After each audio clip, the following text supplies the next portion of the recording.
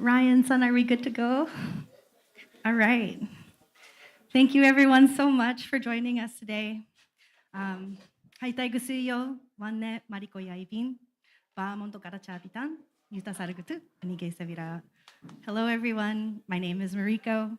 I am from Vermont. I am a diasporic Shimanchu, and I am here welcoming you to the forum, the Permanent Forum on Indigenous Issues, and we are here at the People's Forum. So thank you all for joining us. Before I begin, I just want to acknowledge that we are here as guests on Lenape land. So thank you. And I also want to thank our friends at People's Forum. Ryan, thank you so much. This is his second year helping. So those of you watching online, thank you to Ryan for making a seamless presentation. I also want to thank our partners from iINDIGENOUS, who without this collaboration, we would not be here. Thank you very much. We are so grateful for your partnership and collaboration. And last year we met for the first time, and this year we are collaborating, which is incredible, né? And it is actually the reason why we have named our panel today Ichariba Choodee. So Ichariba Choodee is a beautiful Okinawan saying that is, once we meet, even if by chance, we are brothers, we are sisters, we are family. And so this is a true representation of that connection. So thank you very much. And to begin our panel today, we have several folks. I'm going to go ahead and introduce. We have Victor Kinjo. Hello. Yeah. Nice to meet you, everyone. Shinako Oyakawa. Yes. And then Alexis McClellan-Fugusku. And Yuken Teruya-san. Thank you. And thank you so much to Yuken for joining us. Unfortunately, Anne-Maria Shimabuku was unable to join us, but Yuken is going to be presenting in her space. So thank you. And I invite you all to just be present, to breathe and join us. I'm going to begin with a brief prayer. So acknowledge yourself for being here and be grateful for the land, the space. サリュートートアートートウヤファフジウカミシティグアフデビルチューヤユカルヒマサルヒ It is the UN Permanent Forum on Indigenous Issues Debiru. I'd like to welcome in the directions. Againu kamiganasi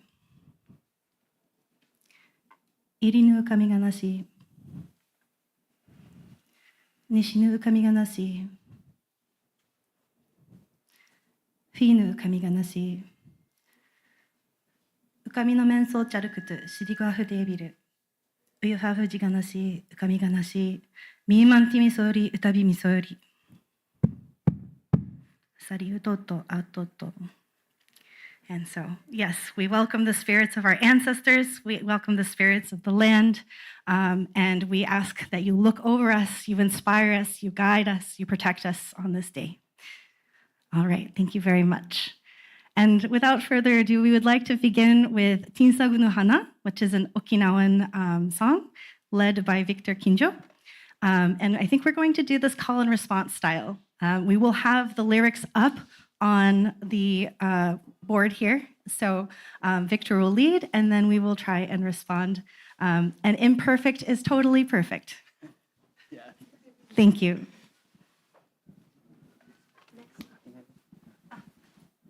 Maybe next slide. Next slide. Oh, okay, sure. Oh. I also really want to thank our online supporters. We had a GoFundMe, and without these folks, our delegation from the Ryukyus would not be able to be here. So, hontoni, thank you so much for all of your contributions. We were able to exceed our goal, and thank you so much. Without you, this would not be possible. Okay, now Victor Kinjo will do Tinsagu no Hana.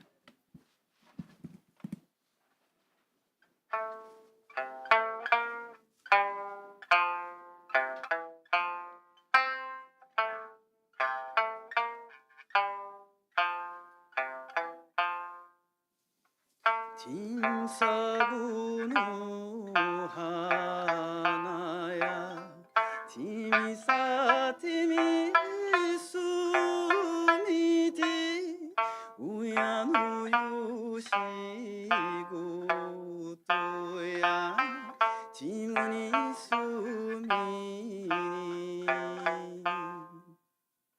親のよしごとやちむにすみにな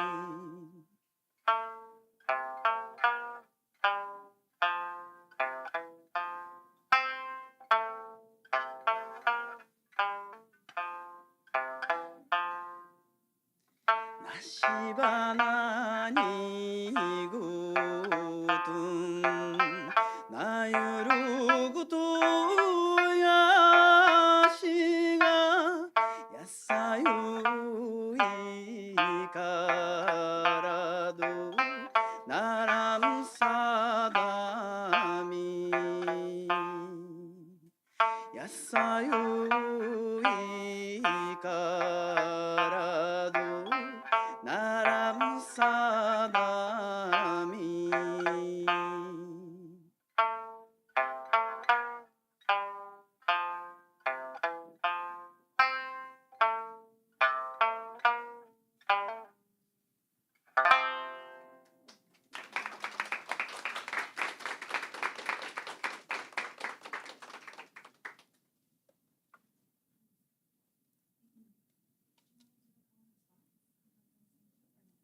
In the end, we can try again. Yeah.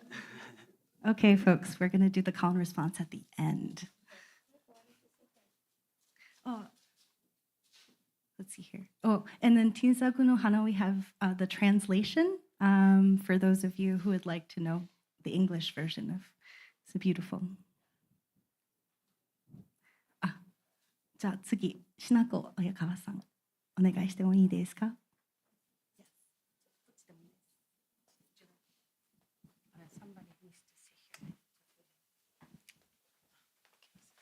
はいたいぐすよ中がなびら中やわったや死刑のさまざまなとくまからくぬニューヨークんかいゆすりてちゃびたわんねうちなからゆすりてちゃびたしが名前やうるこどうてくらちょいびん親川しなこなといびんいたされくとにげさびら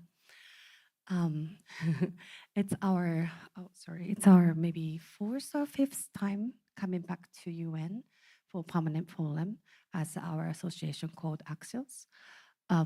We established this association 2013. At the time, we were told to celebrate the 40th anniversary of reversion.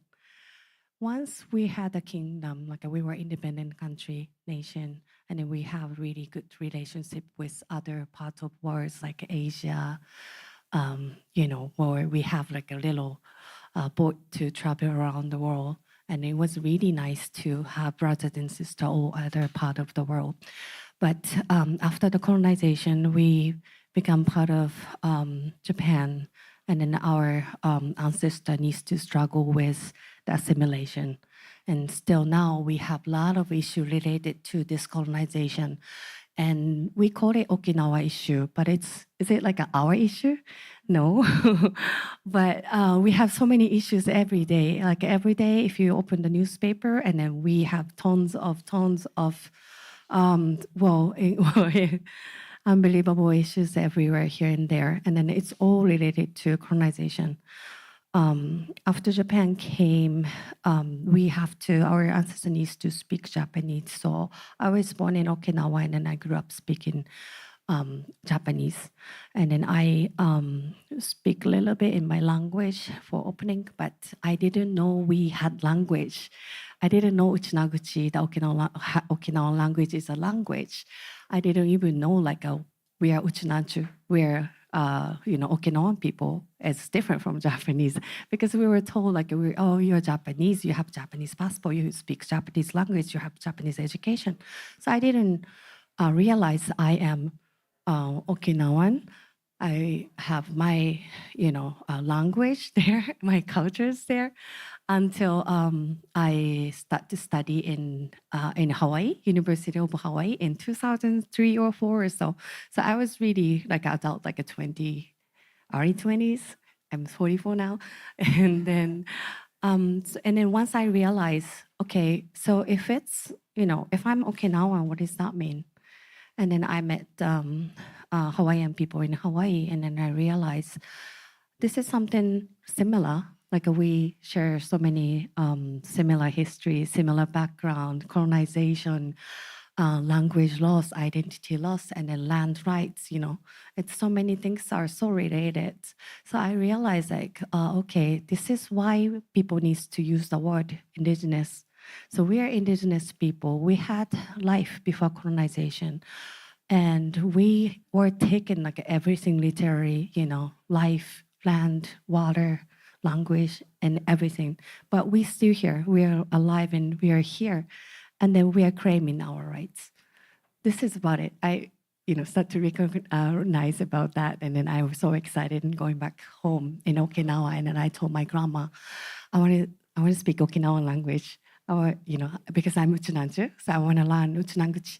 So my grandma cried so hard, okay, Sinako, listen, we, collect money from everywhere and then send you to overseas to study English.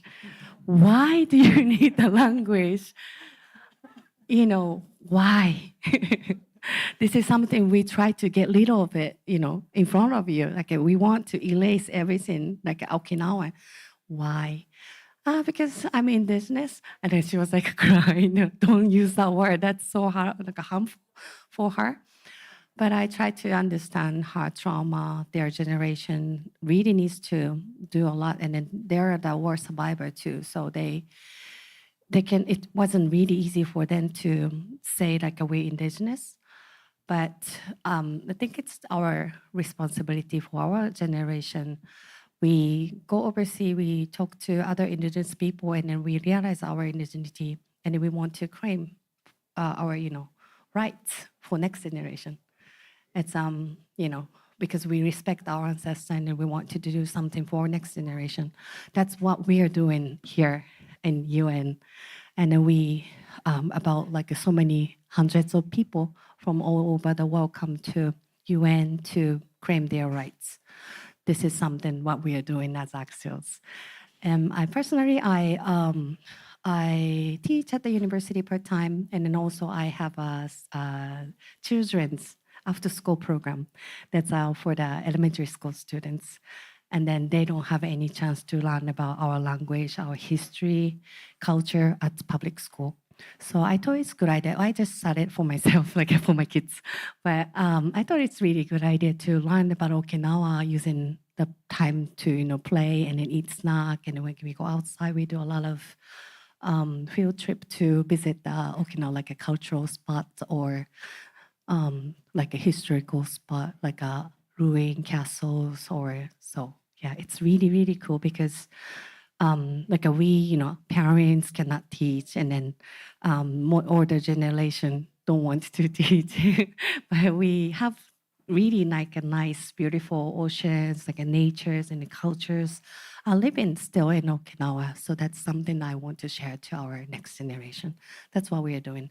And during that, because my specialty is about language revitalization, I decided to learn my language in 20s, but I'm still not really comfortable speaking, not that fluent. Still, I use it. And then whatever I have, I just teach my, our kids. Like we have 60 kids. They come every day jumping around. So we sing things like hana with, dance. And then we pray with the, a lot of like a praying game with using Okinawan language. And then it's expanding now. Like we, last year we have students from Stanford University. Fourth generation Uchinanchu wanted to do intern in our kids club. So they came, he came and then he make the little like games using app. And then since like kids really love, using the app to do the game. So using that, like they are learning the language and then they play with the game. And then this year, students from Hawaii came, and then they joined our program too for support, teaching Uchinaguchi. So it's really interesting things is happening. And then that's because of like we have diaspora, we have Uchinanchu not only in Okinawa, but Japan, but Brazil, America, Hawaii, and then everywhere. Like, this is like this connection is really important as Uchinanchu. So I really appreciate this time again. I'm just only one from Okinawa. Well, you guys are from Okinawa too, but for like a permanent forum.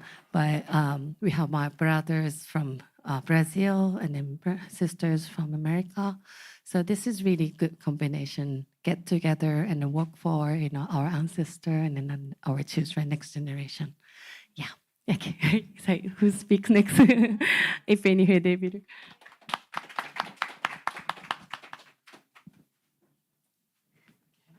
Yeah, thank you, I Shinako-san. can do it from here. Next, we have Alexis McClellan Ufugusku. Please take the floor. Hai te gusio tu ganabira wanne McClellan ufugushkua chan yaibin watau yafa fuje tukazan shitahaku karaja bitan yutasargutu nige sabira. Hi, my name is Alexis McClellan Ufugushku. I am mixed race Uchinanchu, originally from San Diego, California. My mom was raised in Okinawa, but she's actually born on Yokosuka base. And my oba-chan was born on Tinian in Nanyo after the war. She grew up in Tsukazan village in Haebaru. And I'm starting with this because it's only been in the last couple weeks that actually I've been able to track down more of my family tree. And so for the first time in my life, I actually have the names of my oba-chan's oba-chan and my ba-chan's hi-oba-chan. So I kind of want to bring those in as well. They were from Shitahaku in Kochinda, which is now Yaese. My hi-oba-chan's name was Ufugushku Kamere. It was her warabina. Her Japanese name was Yuki, which I always think is very ironic because there's no snow in Okinawa. But my oba-chan's oba-chan was Kamiya Ushi, and my oba-chan's hi-oba-chan was Kamiya Undaru. And so I wanted to talk about that a little bit today because learning that gave me a lot of joy, being able to think about the women in my life. For me, I am Uchinanchu because of my mother and my grandmother. And so the way in which I was raised to be an Uchinanchu is very much as a strong Uchinanchu inagu because of them. So thinking about their moms and all the women that came before me. I originally was going to talk about something very different today. My original plan was to talk about the history of Ryukyu and the United Nations. I am a historian by training, and so this is what I am writing a dissertation on. That's due next month. It will get done, hopefully. And so that was my original plan, but as I think many of us have seen in the news, this week it was announced in the news that there was 3 more cases of violence against women by US Marines in Okinawa. And I feel like, for me, I have particular skubun to talk about this issue. My oba-chan is a Uchinanchu woman, but my grandfather was a Marine. And so coming from both of those histories, I'm feeling this week very heavy in particular, and I think we need to talk about it. Not because it's a fun thing to talk about, but it's happening right now. It's actually what we were, the intervention we gave this morning to the permanent forum had to entirely rewrite in the last 2 days to just be about this, because it is so important. And it's been happening for a very long time. And so I'm just briefly going to chat about sexual violence against women, specifically coming from military folks in Okinawa, because it's a very long, painful history. But it's not new.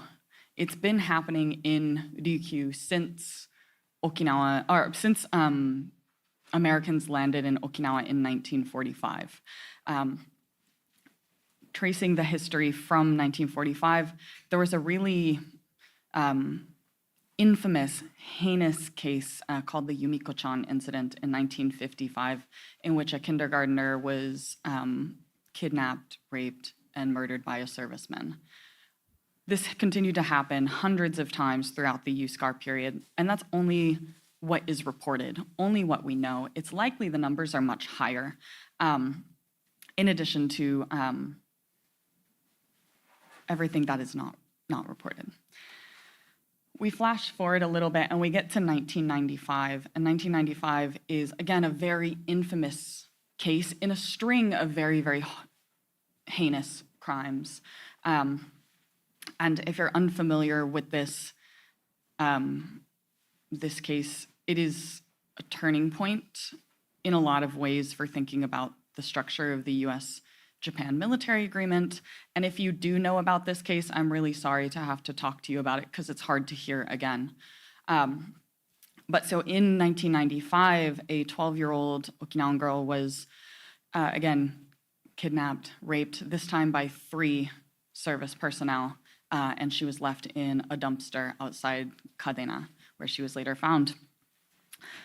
And I bring this up because after the 1995 rape case, it led to so much protest in Okinawa that called for rethinking of the status of forces agreement to the US, called for these men being extradited from the US back to Japan to face criminal trial, and eventually all 3 did stand trial in Japanese courts.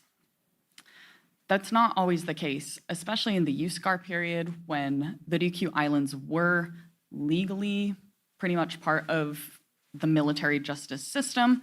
That was not possible.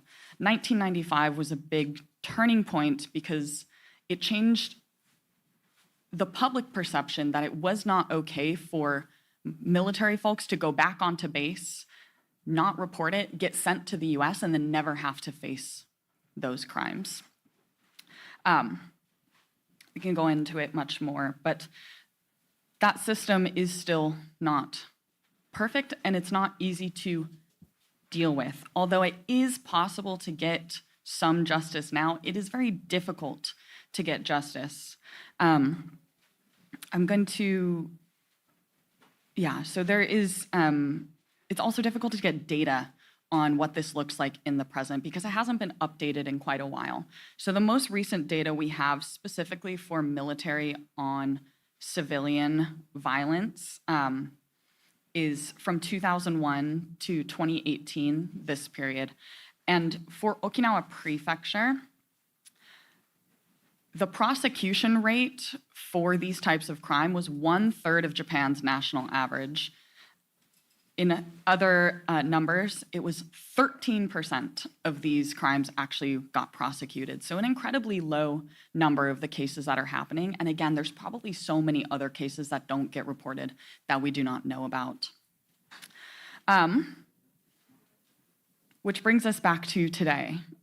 I think a lot of us started to have this more of on our radar probably about last year in the summer when several cases came to light shortly after the election in Okinawa Prefecture.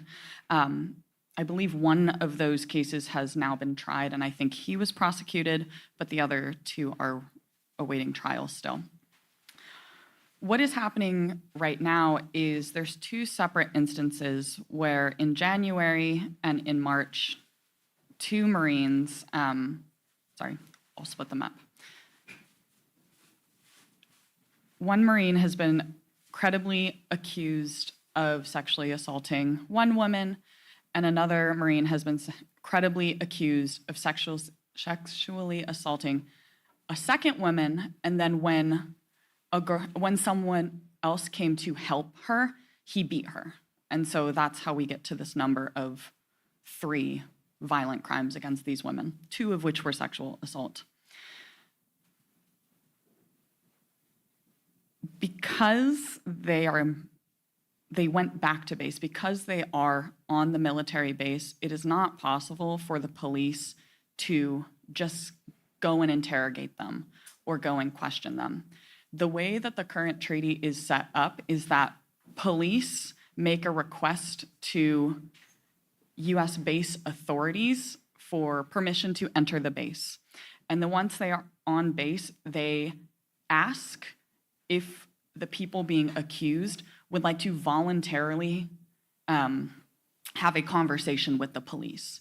They are allowed to say no. And so they're very much shielded by this military infrastructure, which essentially is US soil in a different country. Time is also of the essence. If we know anything about military folks, it's that they get sent all over the world. So what does happen if these two men have a duty station change? What happens if they get sent outside of Japan?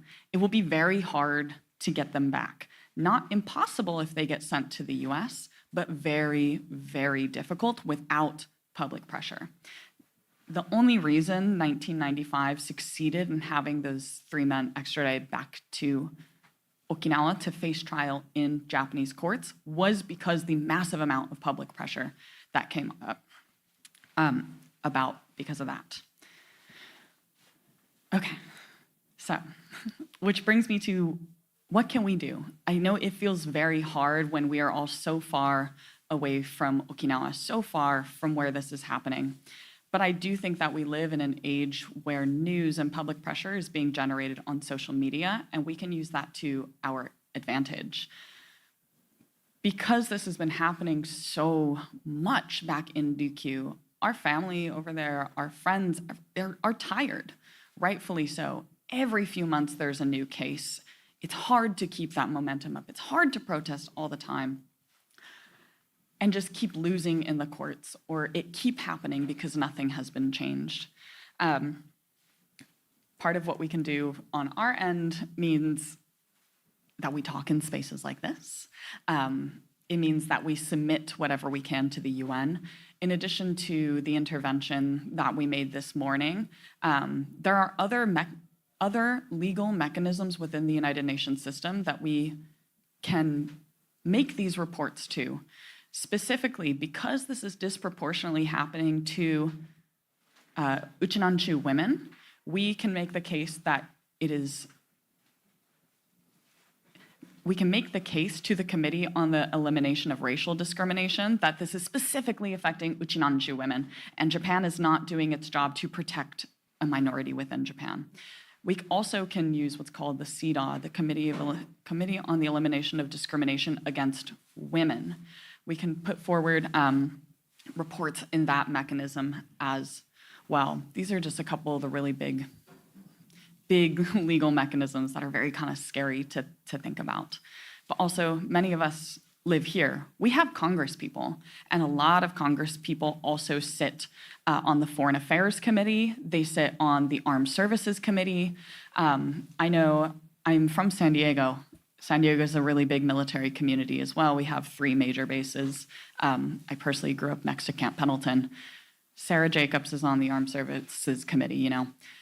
It's easy to find this information, and if it's your congressperson or your senator that is on one of these committees, they're more likely to take into account your calls because you're an actual voter of theirs. More likely to take into account any emails you send, flooding emails. I have an automatic thing. I send an email every single day. Flooding the zone type of thing. It's going to take a lot of time, and I get that people are very tired right now, but trying to brainstorm about what we can do next, because the victims of these really heinous crimes,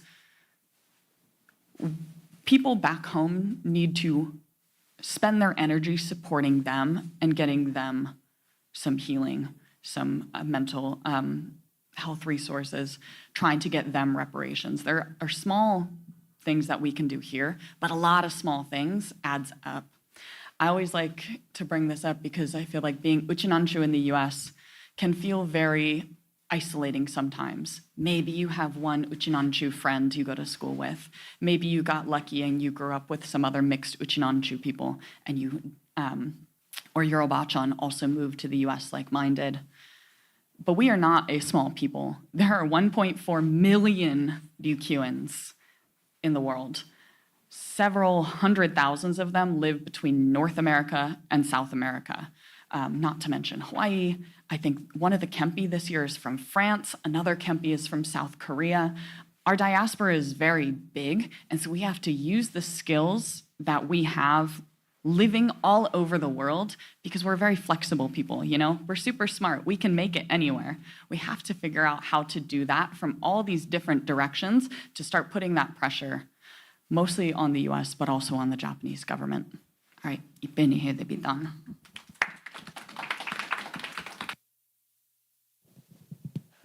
All right. Thank you, Lex, for that important, very critical passing of information. And I know that was very heavy. Yeah, I have. Yeah,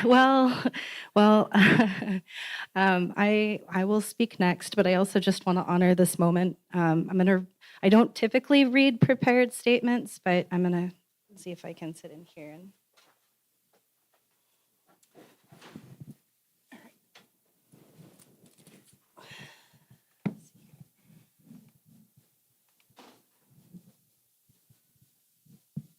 Okay, thanks everyone. It's actually, take a moment to breathe. I want to start by acknowledging this moment in time, the effort that we have all made to be here when there is so much that's happening in the world right now. How much each of us holds in our bodies, our minds, and our spirits.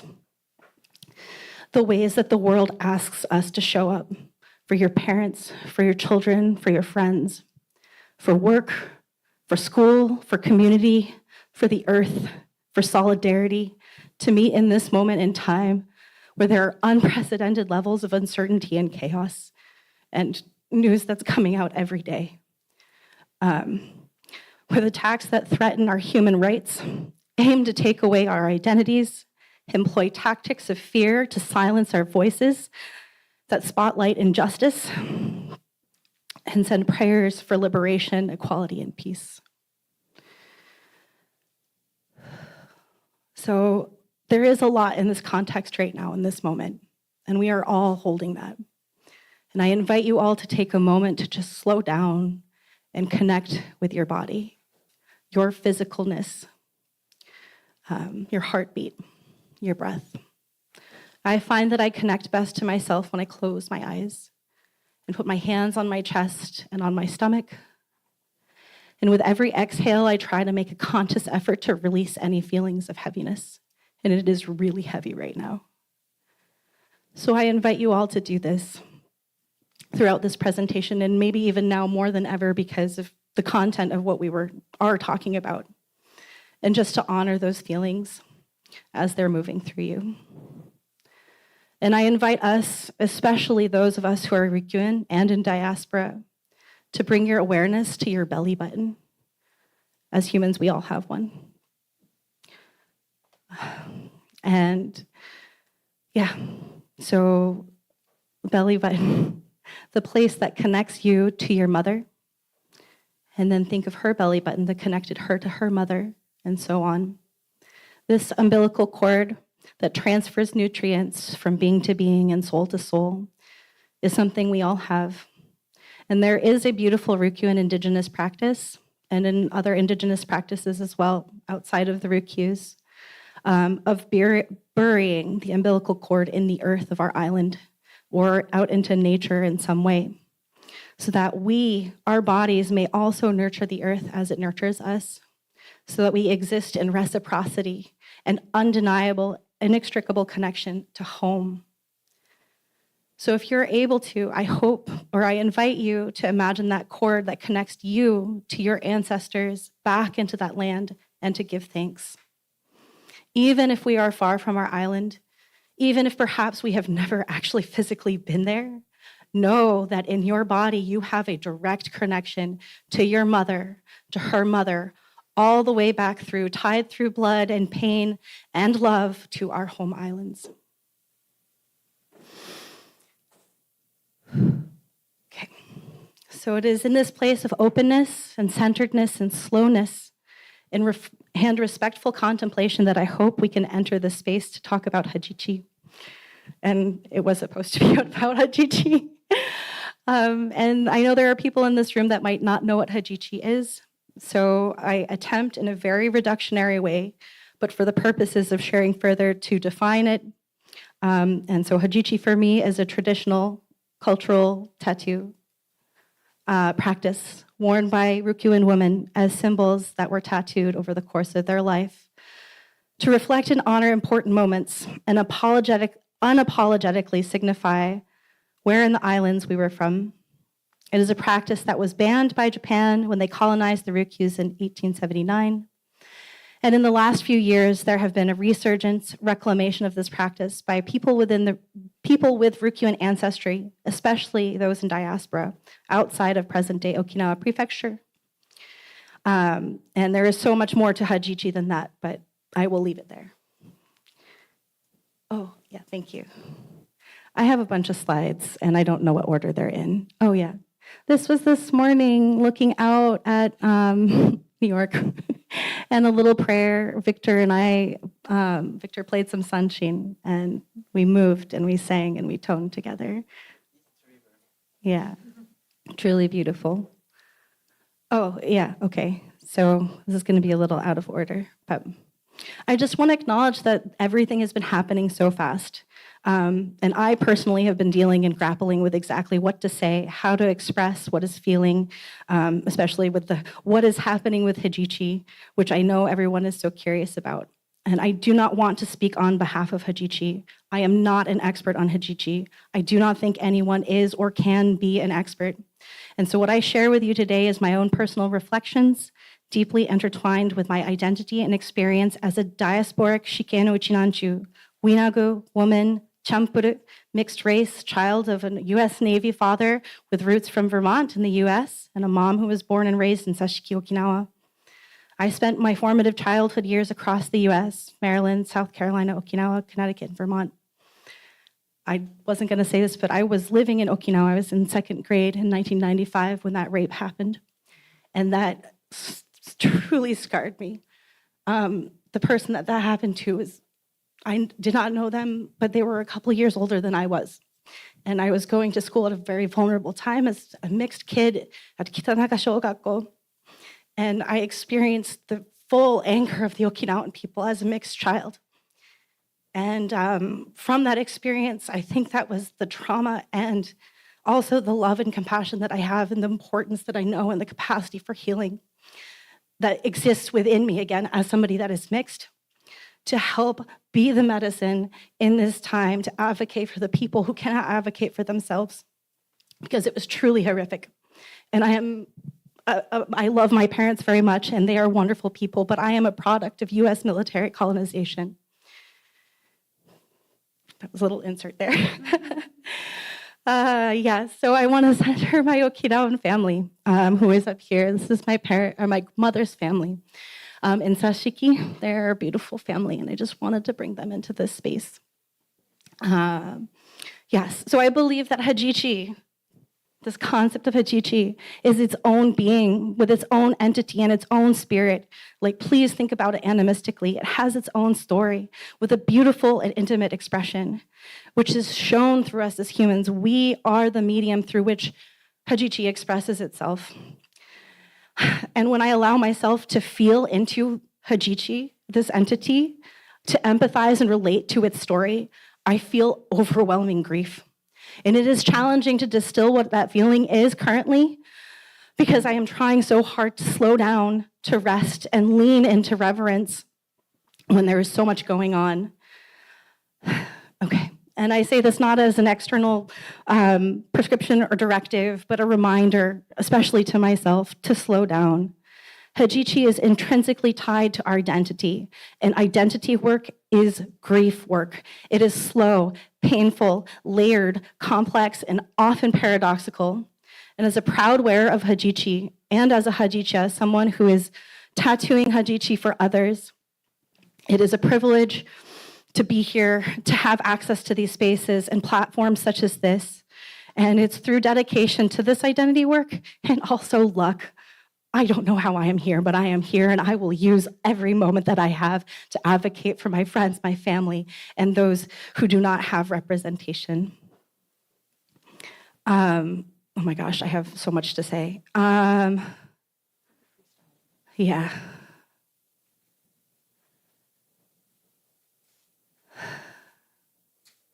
Hajichi has so many expressions. And it's so, yeah, I don't know, maybe there's something here. These are my grandparents, great-grandparents. Here are lovely expressions of Hajichi. We have been finding ourselves, it is becoming reclaimed. We are, in this moment, it is very explosive. And I think that's why I'm trying to come back to this slowness. There was a moment in time where there was not a lot of information. And it was a very personal and intimate thing to connect with somebody else that had Hajichi because it wasn't out there. And I just wanted to center these three photos. 2 are in Hawaii, 1 is in New York for Hajichi meetup, where we talked about our stories with each other. We called our parents, our ancestors, our mothers into the room with us. We shared their names, where they were from, and their hopes and their dreams. Just wanted to share a few more expressions of Hajichi. You might see your hands up there. I see you. Yeah. I love that one of these hands is holding a cigarette. And yeah, I think more than anything, the message that I want to share about Hajichi is that, again, nobody's an expert and nobody should tell you how Hajichi should be or should not be. There's no right way to do Hajichi. It is an expression of authenticity, and your relationship to it is your own.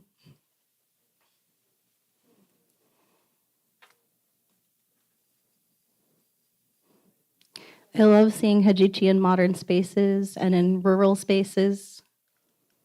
That one in the middle is my hand over a camping light, and it illuminated from underneath.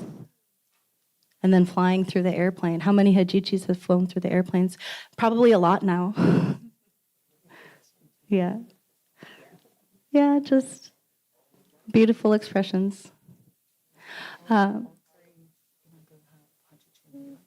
Yeah, all 3 Winagu at the UN have Hajichi. How cool. This is something that I drew on one of the planes. I think Lex may have coined the term Shimaverse. But there is a wonderful community that is online that we are finding each other. And I like to think about the evolution of Hajichi. Tradition for tradition's sake is very outdated.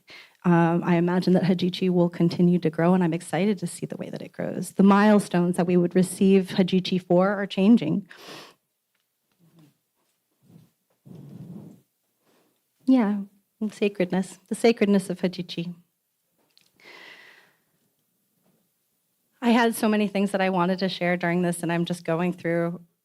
I did want to take a moment to talk about Hajichi in academic spaces. I really do want to center again that Hajichi is a living entity of its own.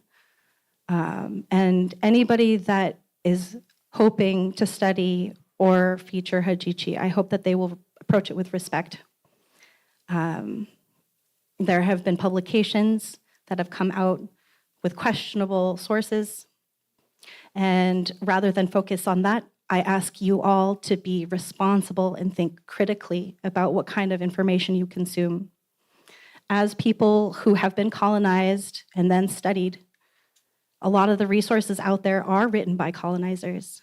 And so think critically about what information you are seeking out and then choosing to believe. I love oral history because those stories are true.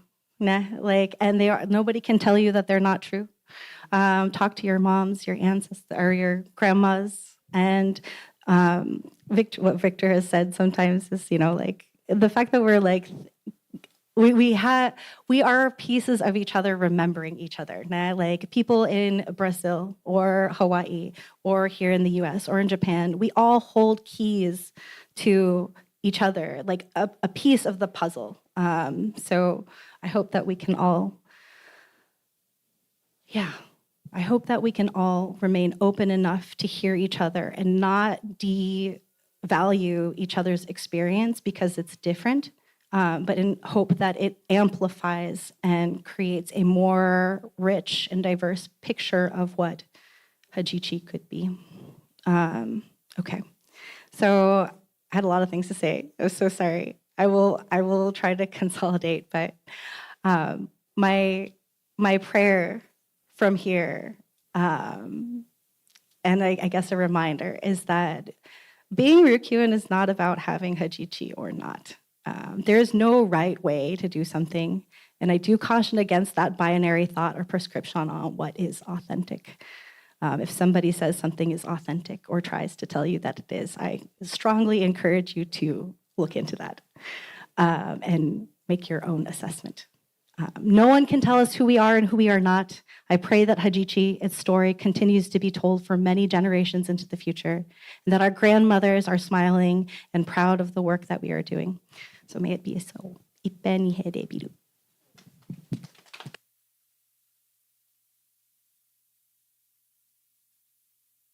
Okay, I'm also the MC, so thank you all. I think maybe we will move to Iken-san. Daijoubu desu ka? Okay. Yeah.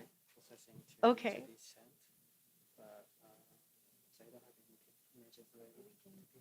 Talk?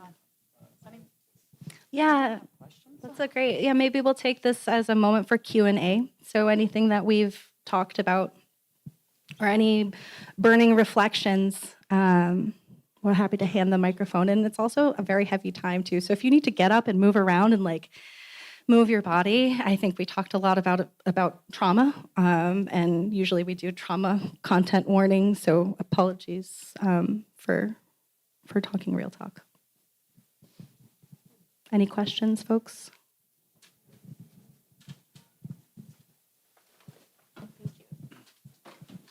Thank you. Okay.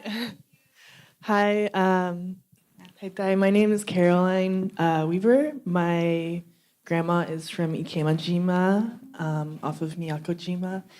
And a lot of what you were talking about related to recalling language and history and wanting to connect more to your identity, but having trouble broaching the subject with trauma intact is something that I've really been resonating with, because my grandma is the only person from our family that lives in the US and that I have regular contact with. And she is very much of a place of deep trauma and not wanting to recount any of her life in Okinawa, because she moved here in the late 50s, and she lived through, obviously, the war and everything.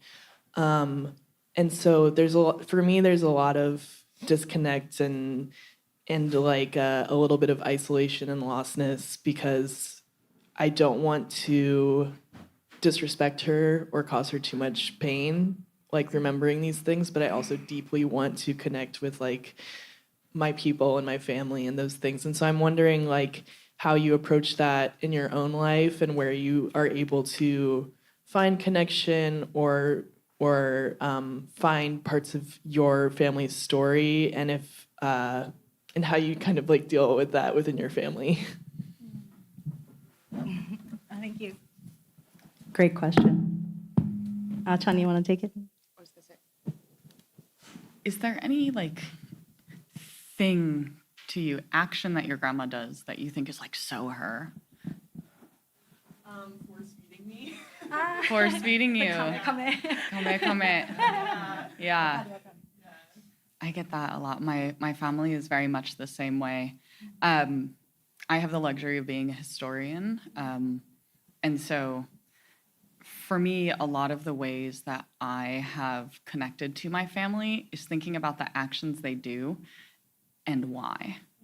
And so it's not necessarily asking them about the difficult times. Why do you always give me so much food? Why do you always give me so much food? It's because they lived through a time where there was major food scarcity.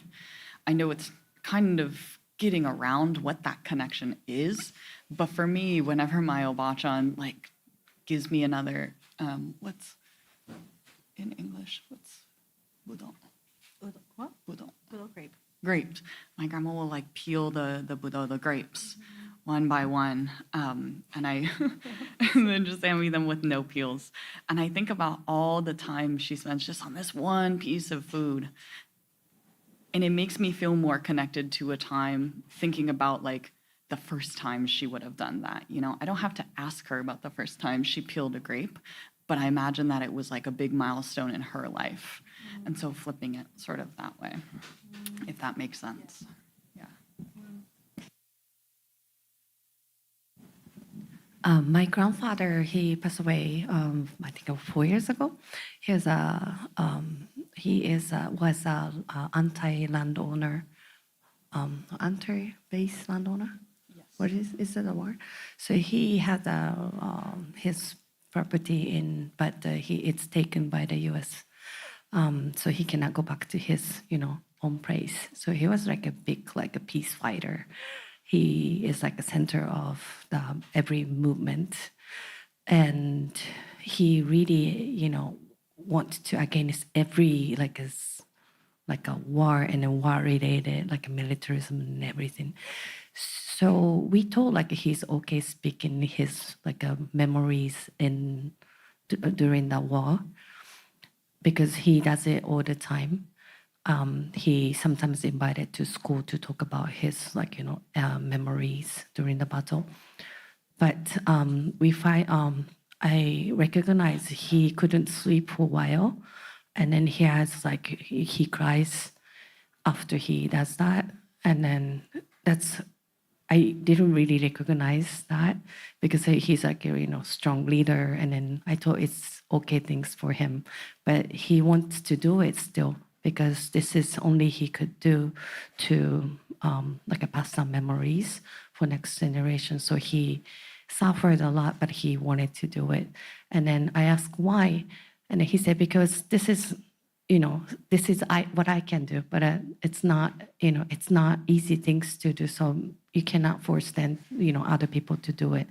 But sometimes I remember my elementary school days that teacher asked the students to ask your grandparents' experience about the Battle of Okinawa, really like homework, but it's not really easy in that way. But even after, it's like this year is the 80th anniversary after the war, so some people keep it for 80 years, but later then they want to talk. There are sometimes there is a moment they want to share, but share and then not share. And in any case, it's their choice, and then our patience should be there. But if you well, after he died, I really regret, I should ask this, I should ask that too. But still, it's really good to have time together.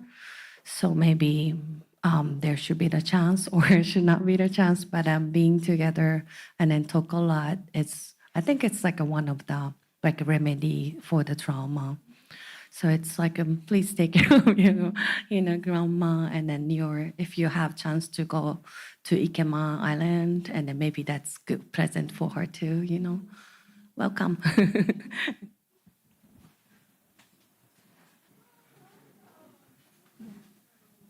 Victor, Did you want to answer that question? Yeah. Okay, Victor. I'm going to introduce myself then. Hai sai gu suyo chuganamira. wanne kinjo Victoria ibin yuta suru gutu unige sabira. And so, hello everyone. I'm Victor Kinjo, and I'm a Okinawan Brazilian. So, like my grandparents, they went to Brazil before the war. So I was listening to you, and I was like, I don't know. I can talk from the others now. Like we are more than 100,000 Okinawans in Brazil, but so I cannot talk for them. But it's interesting, at least, that for us this relation with the war, with the Battle of Okinawa, is so different because we didn't know about that, or maybe even nowadays most of Okinawan Brazilians never heard about the Battle of Okinawa, because there's a problem of representation. Like we are born and raised as Nikkei, so we have maybe now in the past years, because of all this work, things are starting to change. But we were born and raised as Nikkei, and we are seen as Japanese from everyone in Brazil. So our first struggle, identitary struggle in Brazil, is being Brazilian and being an Asian Brazilian. So for me, it's very important, and it was very important to read, because I don't read Japanese well. So the information that I received when I was doing a PhD, so I was studying the post-war in Japan, like post-war literature. And then, but I was studying like Mishima Yukio, like a Japanese author. And then, but then I realized that, oh my God, but like the post-war in Okinawa was totally different from what was going on in Tokyo. And of course, I started to reconnect with my Okinawan ancestry also when my grandfather was already sick, and I mean I was just an Asian Brazilian trying to not to be different from any other Brazilian. It didn't work. I failed. And then I realized that I didn't know the story about my grandfather, so I started to ask him, where are you from? Why did you come? And then he gave me a book. And then I was aware of the history of Ryukyu. Ne? So, and then when I went to Okinawa the first time in 2009, it was shocking for me because it was the first time in my life, I was already 25, that I was not an ethnic minority. Ne? So it's like, I was, oh my God, everyone is like me. So it was good. And in the same time, my Japanese is very bad. And everyone was like, oh, wow, you are not from, like, I mean, you are in the same time. And this is something very beautiful about the indigenous identity, because like I'm not a Japanese citizen. I don't have a passport. I'm not Japanese in this sense, but I am Uchinanchu. Like the indigenous identity, it's not a national identity. It's a pre and post identity. So it's very beautiful to feel belonging. So we are all Uchinanchu. And yeah, so I think there are many ways, many ways to make this reconnection. It was not easy for me. My parents were already born and raised in Brazil, so there was this gap. They never went to Okinawa, my parents. And yeah, I mean, for me, it was studying, it was reading about, and then through arts, which is a little bit of what I'm gonna talk today. Yeah, so I think that somehow it's very personal at the same time, but it's very good that we can share our experience. Then you realize that there are many ways to become and to go. But like I would really, as Shinaka-san said, I think it's very nice to go there. Like when you are there, now you drink the water, or can you swim in the sea, and then you can understand many things without words, without many. I mean, directly with your own body. So are you ready? But yes, I think it's very. It's hard, I have to say, also, but it's it's very important, you know, to listen your voices, the voices of Okinawan women. Like this is like still the communities are still very patriarchal in the diaspora. So for me, it's very nourishing also, and to know that we have this power, this powerful women. Like our delegation is a women's delegation, like they're leaders, and this makes me very proud and very happy, you know, to be with you. So thank you, thank you. And yeah, so Yeah. Yeah. Thank you, Victor. I'm reminded of Tinsagunuhana, like some of the translation about the Uya. And there's a relationship between child and elder. And could you just say a quick word about that? It's very appropriate. we didn't sing at that time, but we will yet because we were starting. Eh? I'm just going back here to the stage.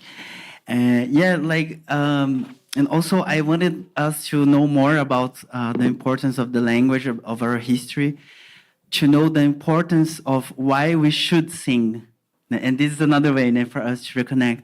Because guys, like this language, Uchinaguchi, it's an indigenous language, it's an ancestral language, and is in the process of disappearance. It's in risk of disappearance.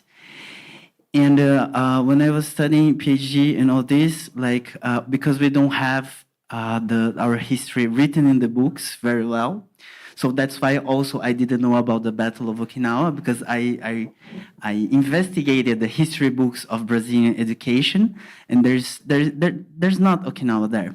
It doesn't exist. It doesn't exist. The Ryukyu kingdom, like the end of the Second War was because of the bombs, but not Okinawa, Battle of Okinawa. You know, so we have to rewrite our story, our history. But where we still can listen to our language, and I think this will last forever. I really think is in music.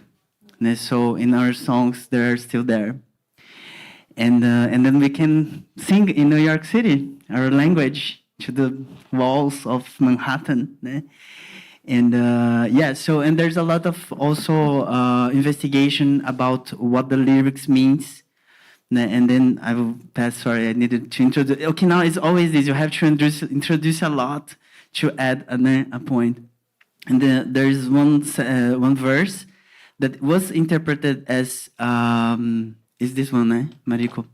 It was interpreted like when we are lost in the ocean, like we can like our parents will guide us, our ancestors. The North Star, yeah. And I mean, there are many other verses in Chisago no Hana that is saying this, but there's an interpretation from also Wesley Yunting from the State University of San Francisco that, yeah, like the parents, they are guiding us, but also the kid, like in this verse, it's like, no, the kid is guiding the parents. So like also we are born and we are carrying our dreams, our ancestors, and we are also guiding maybe some for somewhere that is good. So sorry, I speak too much. I'll be back. I'll be back. Thank you. Thank you, Victor. Yeah. Now we will pass it over to Yuken-san. Gusuyo Chuganabira. My name is Yuken. I'm a contemporary artist coming from Okinawa. I'm happen to be from same village where from Achan's Lex grammars village. I'm from Tsukazan village. And thank you guys for your invitations. I was practicing art, contemporary art, in New York for 20 years, and now I'm based in Berlin, Germany, and sort of half Berlin, half Okinawa, and I was happened to be here, and they warmly invited me to be part of this gathering. So I'm very honored to be part of this very important, very touched gathering, and so I was wondering how I can be part of this event, and I just selected 2 shows I had be part of it, and maybe that would fit to sort of the notion we are talking about and the direction we are kind of figuring out. And one project I also like to add introduction of recent project I just did in Okinawa. So thank you again. Thank you for your attention. Maybe I have just several slides only, but let's begin. So I'm gonna use this. So again, I think I'm going to show 2 show that from the past, something to do with history and museum studies. Maybe eventually touched upon decolonialization issues, but this one is a show that took place in Asia Society. That's in New York.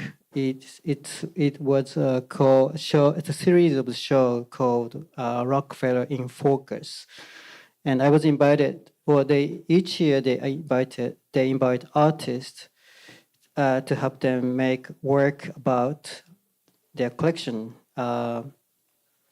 which is a Rockefeller John D. Third Rockefeller collection that's now handled by Asia Society. So that was a long time ago already. It was 2007. I was selected, and I went through all the archives of the Rockefeller collections they have, which is an Asian collection.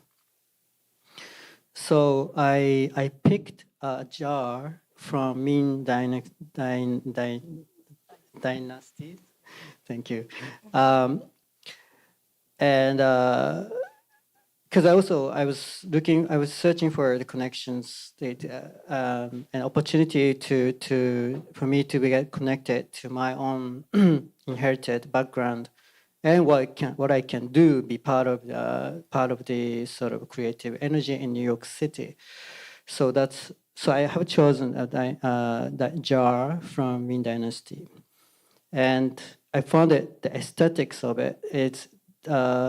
I see the common ground, a strong connection with the Ryukyu kingdom's aesthetics that you can see from a kimono to kimono robes and various colorful aesthetics in our traditional art in Okinawa or from Ryukyu kingdom.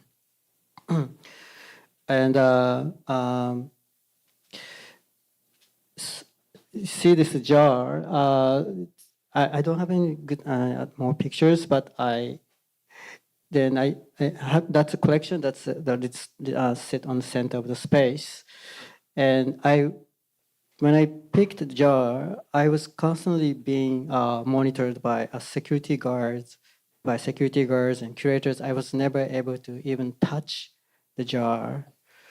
So it became very frustration because it's supposed to come with function, and it's usable thing, and I was learned that it was used to be sat on the garden, and but it become like once they become collection. It becomes something else, and I felt this strong disconnections from the history, from the real thing but I felt sort of all these obstacles between object and me. Although I felt very something close relationship because I just said the aesthetics that I'm coming from are there in Chinese culture. So that was exciting, sort of exciting moment. But I couldn't get it really. I never really felt it physically. So this frustration becomes sort of appeared in kind of appeared to be appeared in installation. So as I doing it, as I processing this idea, I began to think, well, you see this carp fish depicted along the jar. There are 8 fish there. I feel like I want them to be freed, like released from the jar. Or how I'm trying to figure out how I can make those patterns more closely felt to us. So the sort of the two outcome kind of come out. One is to make a dress so that you can actually wear. I mean, the dress that comes with a pattern that inspired by the jar, but that also naturally related to the traditional pattern of the kimono from Okinawa as well. So there's a beautiful natural connections. But this kimono, you can wear it, you can touch it, you can even wear it. And that's one of my output. The second one is, if you see this orange shopping bag you're familiar with from Chinatown, I realized that the old orange bags are actually a fish. I mean, I thought I make it look like the bags floating around the jar. To me, the bags represent sort of fish, I mean, carp that finally come out from the jar and becoming more close to your reality, our reality. So that's my sort of my my response to the collection. But I think my message was to show, I think, two things with kimono piece. I I was emphasizing this strong aesthetic connection with the Ryukyu and Ming Dynasty. And the second is, my second message might be Asian form of Asian art doesn't necessarily to be categorized with Western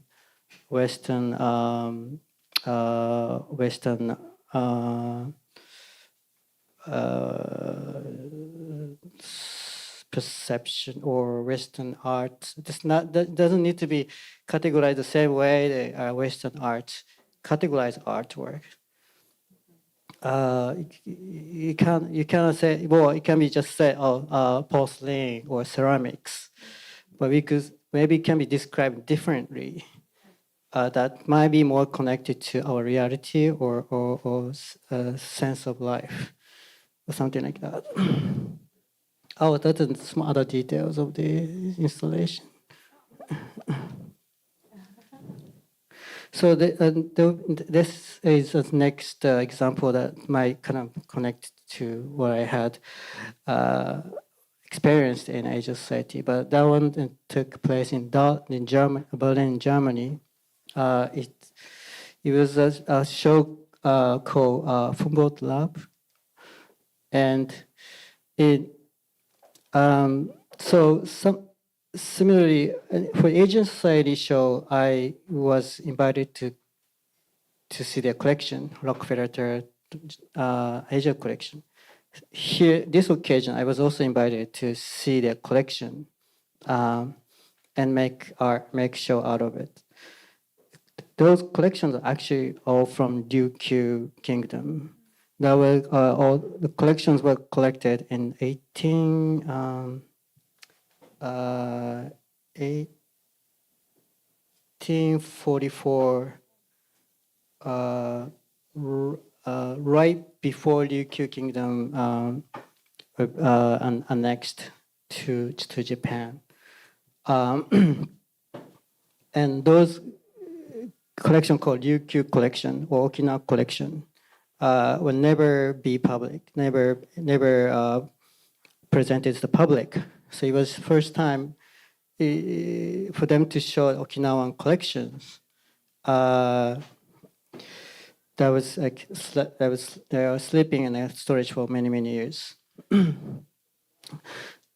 My proposal was, first of all, I have to say that seeing those items, there are many robes, like indigo dyed, dresses, or fukugi, like yellow, the color fukugi, vegetable color dyed dresses, and some lacquerwares. Unfortunately, there are not many. They couldn't keep the original collections safe because they had gone through the World War II, and many items seems to have also taken to Russia afterward. So they don't have complete collection of the Ryukyu kingdom in the collection. But my response, well, my response to their collection was to do maybe like, roughly two ways. One is to again to make another kimono works as response to the collection.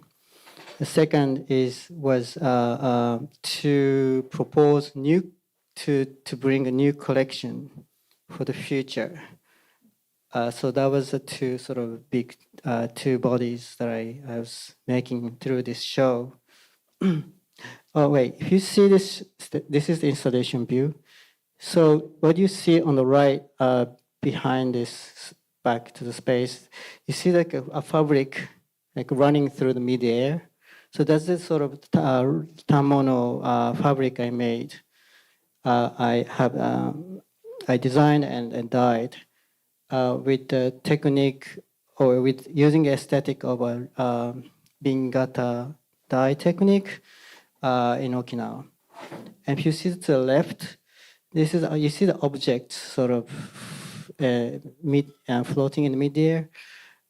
So this is a collections that I collected from Okinawa independently and proposed them to have it for the future as a new collection. Aesthetically, they're kind of I keep the similar aesthetics. Two objects seems to be like floating in the same manner, in the same sort of sense of space. So this is the detail. I mean, this is the tamono, and this is the layout of object, but I kind of keep that object in the same aesthetics as kamono within the show. So it was big challenging for me to propose what could be a new collection for the museum in Europe, and that meant to be kept for another 500 years or forever. And I don't have any like curatorial degree or anything, but my collection I collected independently is mostly items from grassroots movement in Okinawa, or yes, as you see the picture of the Hajichi from my relatives, and some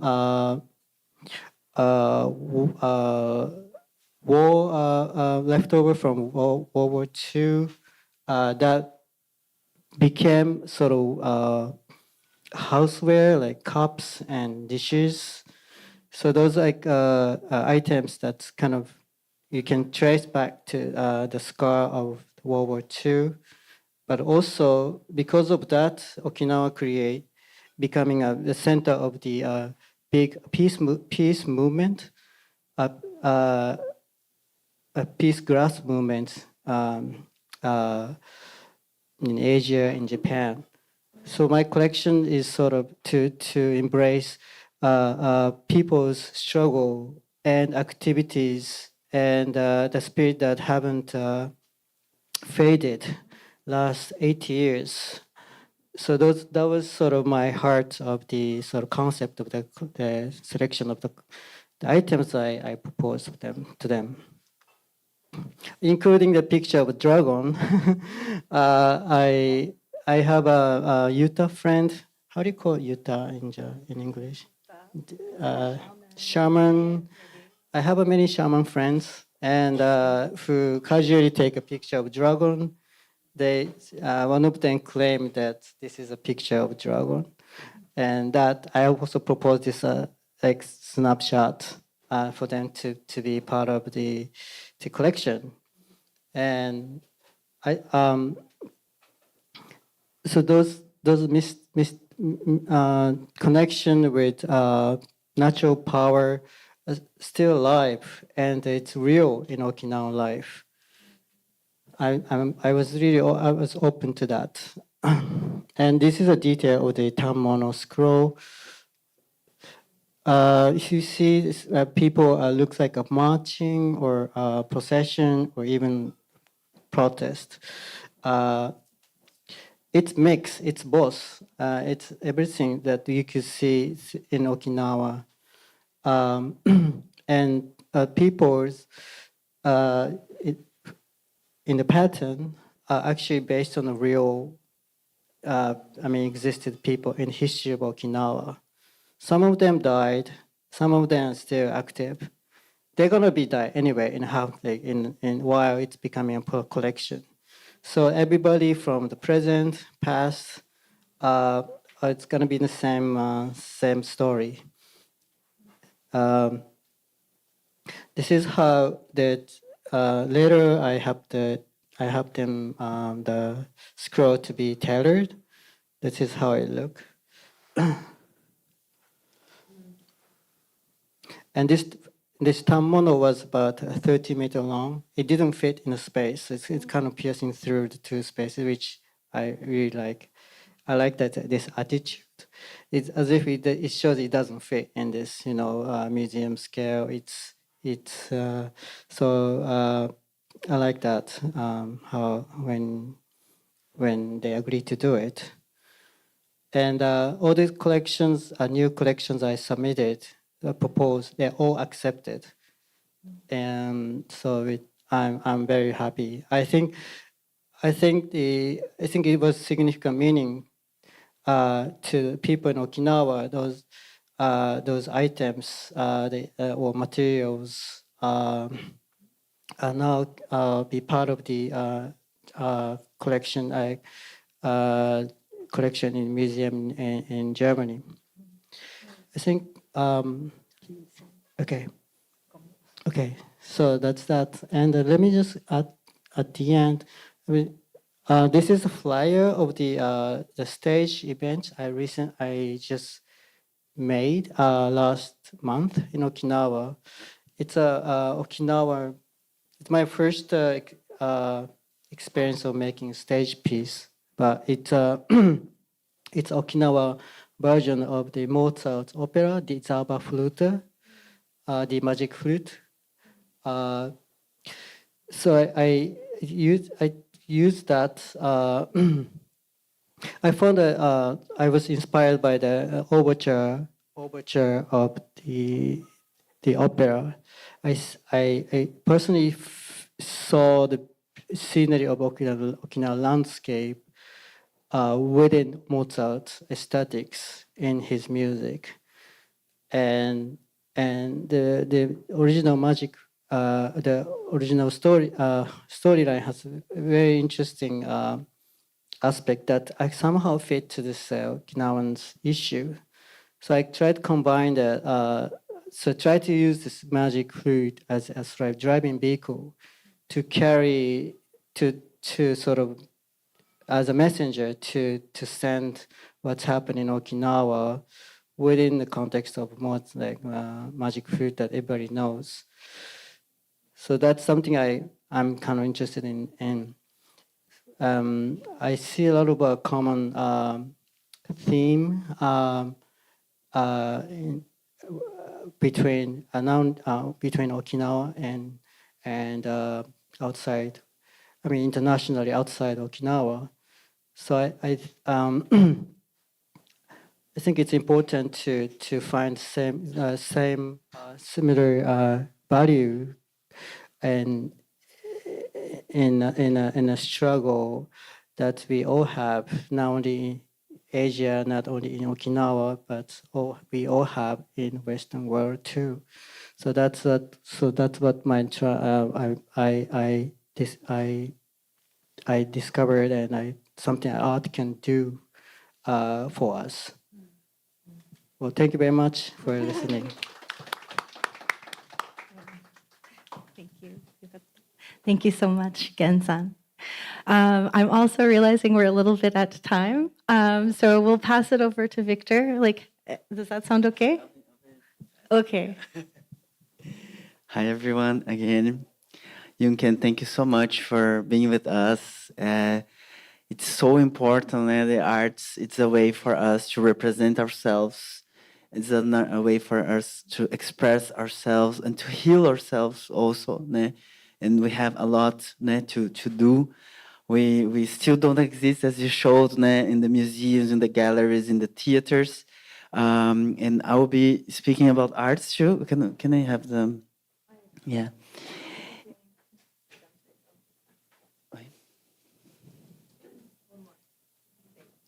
Yeah, so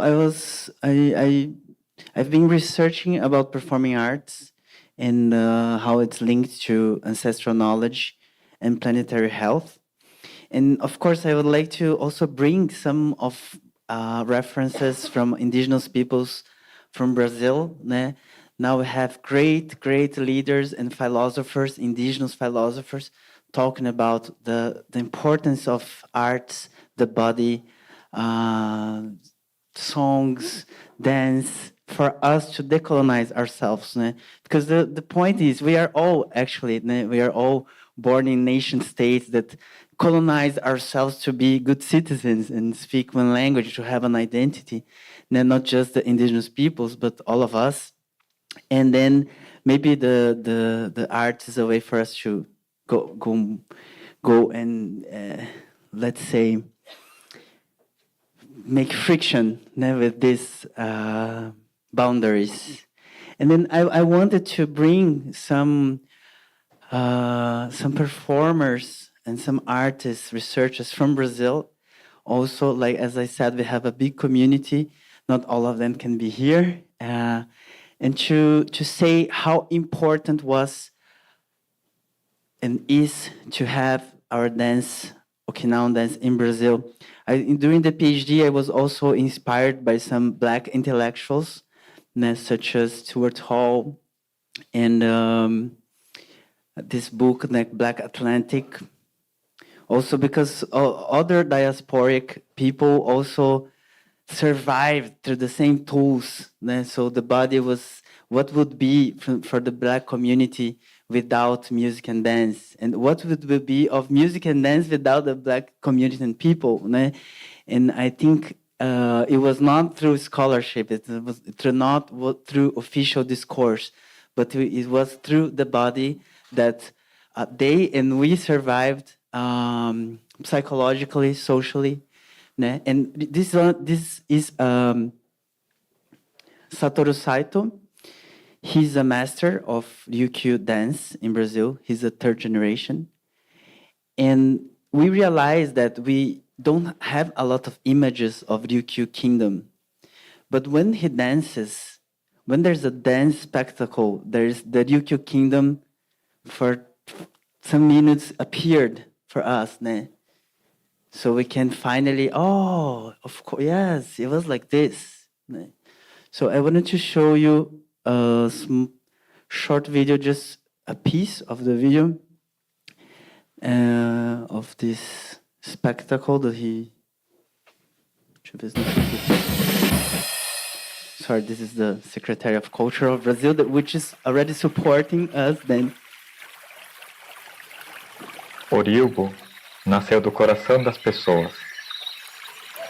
As orações de desejo de felicidade, prosperidade e agradecimento aos deuses transformaram-se em gestos e as palavras de reza em música. Com o tempo, foi se refinando e se transformando em artes performativas. Podemos considerar que é a raiz das danças okinawanas.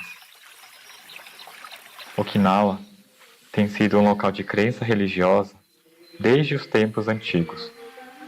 O surgimento de Nirai Kanai, buscando uma utopia no além do mar, as pessoas interagiam com os deuses cantando e dançando.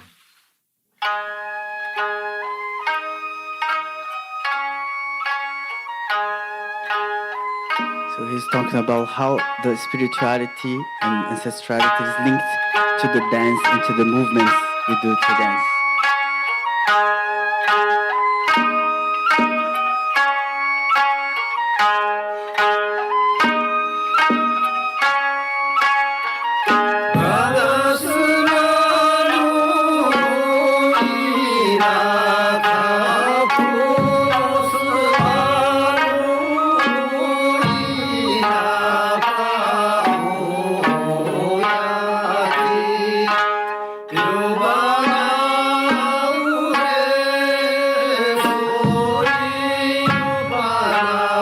Will not be able to see everything.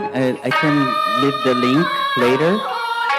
But yeah, this is the Ryukyu dance in Brazil. This is Brazil. So yeah, so I just want to show a little bit more. Oh, it's okay? How much time? Okay, great. So we've been cultivating the traditional arts of Ryukyu in Brazil through the Kenjinkais, through the artists, né? Also connected, like, for example, Satoru Saito, he is connected to a school, né, in Okinawa. So a lot of exchange also. But also we've been recreating, né, the contemporary artists are recreating our bodies the way we can. Many of us are also rebuilding an identity that was lost, especially after we discovered we are indigenous. This was so powerful, because we were just an ethnic minority, and then when we come to the UN, for example, we find out that we are 400 million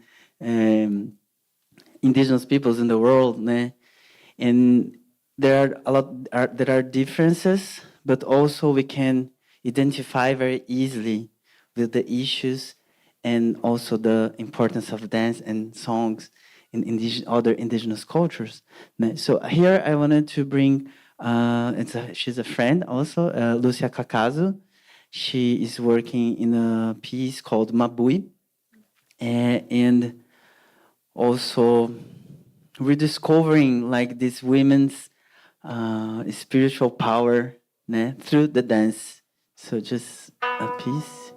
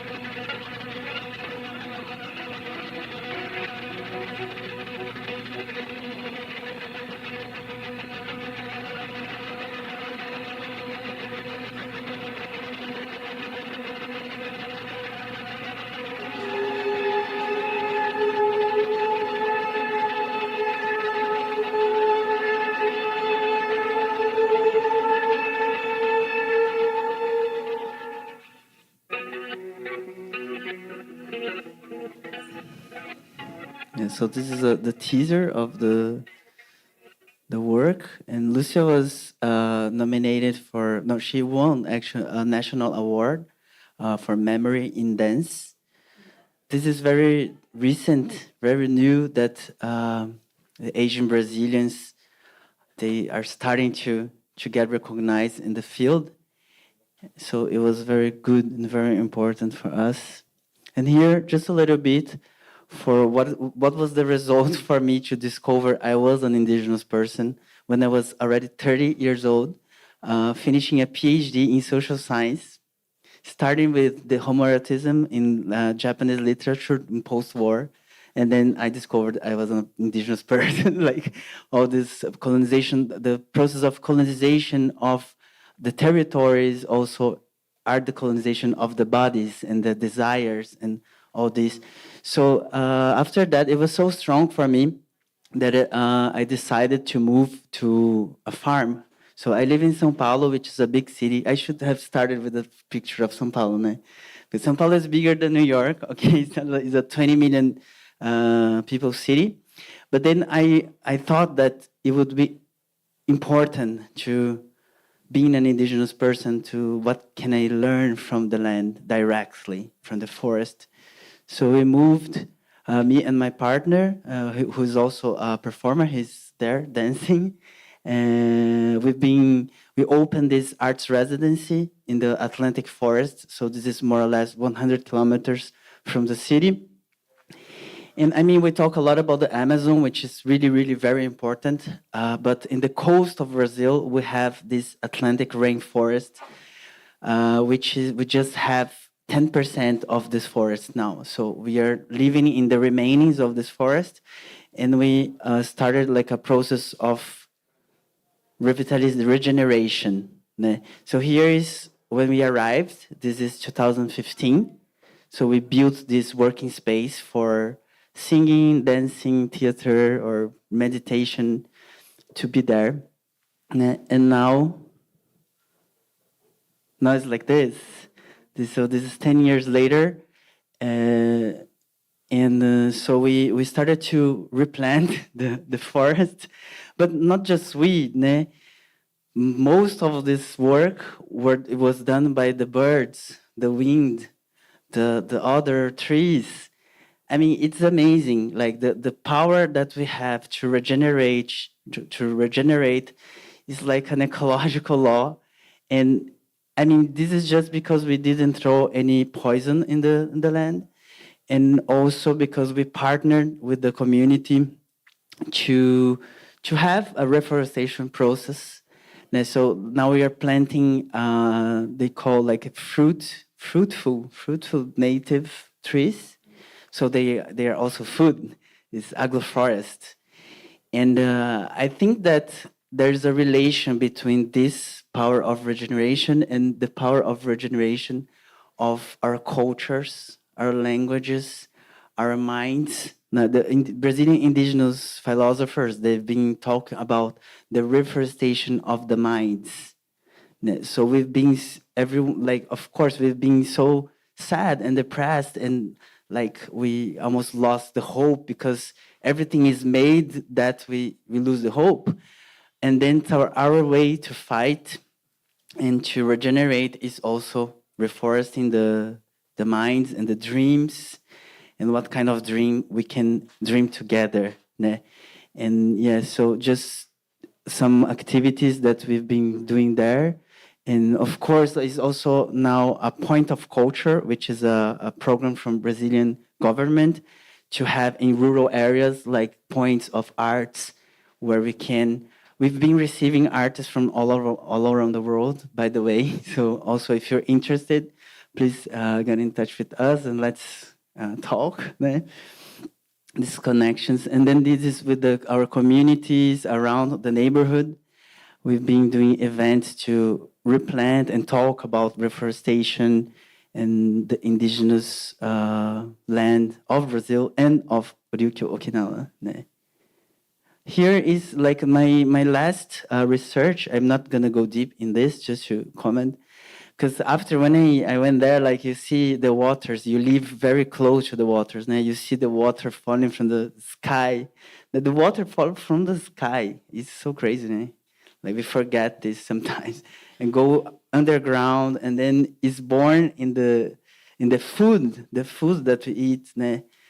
And the waters are inside us too. Like we drink the waters, and then we pee out. And it's very beautiful. And it seems, I've heard, Mariko, that this water that we drink, this one, is the same water that ever, you know, there's no exchange with outside. So it's the same water that our ancestors drank, is the same water that we drink. So we should honor always the waters, never forget. And also because the identity is very important that we remember where we are from, and then just finish. This is the video clip. We can later, we'll have the continuation of this event, you know that. So, but this is a video clip that we, no, yeah, I think I'm gonna show the video clip. It's more important than the, I think we're over time. Okay. It's on YouTube.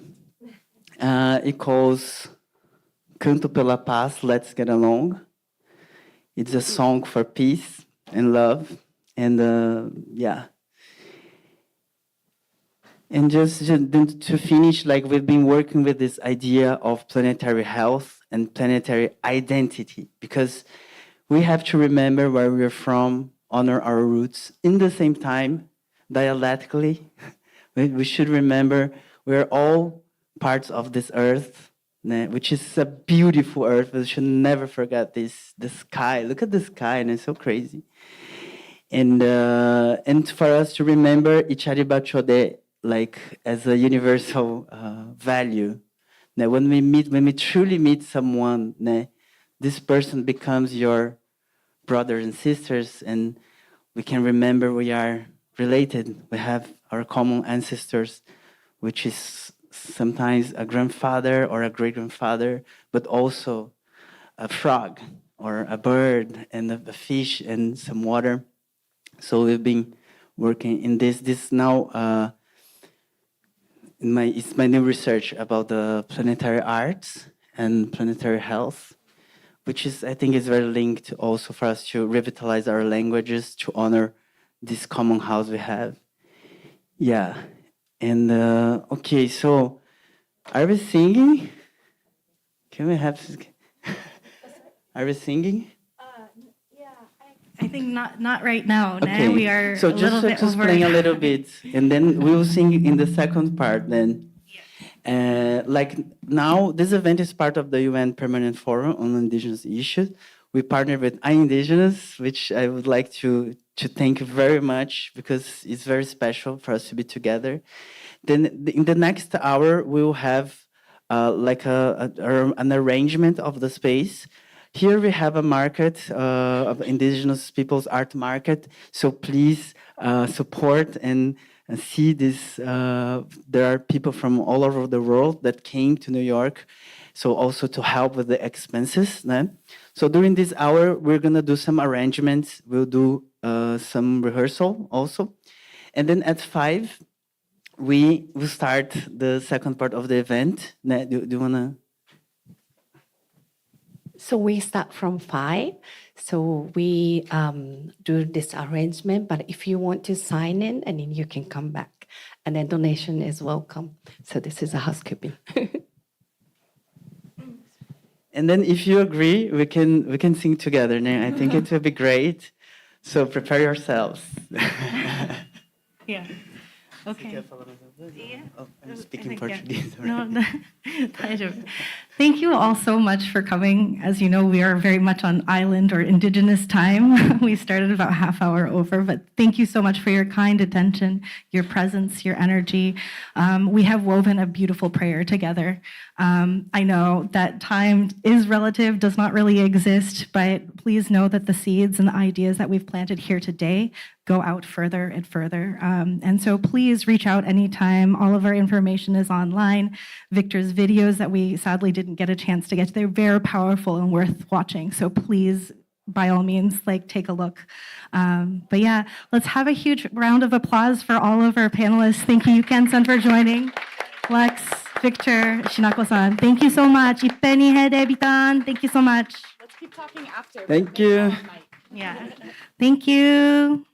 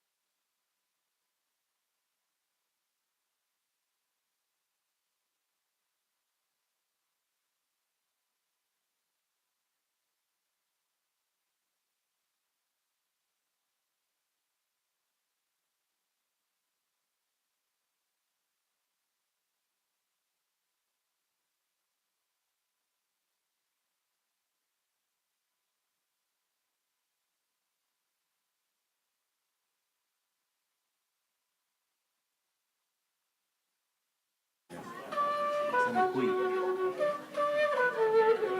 Tú me dices, mamá, para allá. Yo tengo listo ya.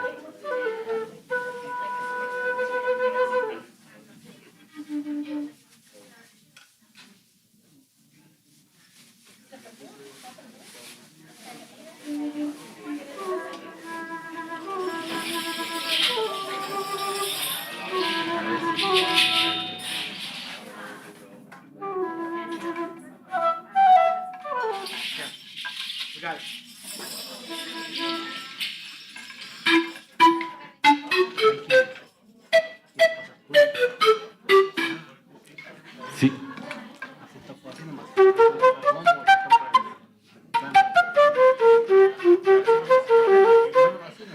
Do you have a little river? River? Yeah. Okay, okay.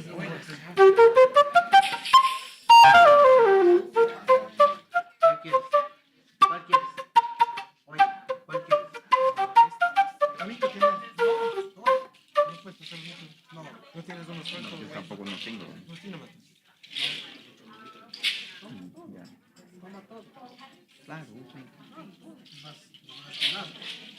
Claro. Ya. Ya, empezamos. ¿Qué está aconteciendo? ¿Empezamos? Sí. Dice que pasemos quiz. Sí. Pasemos quiz. Sí.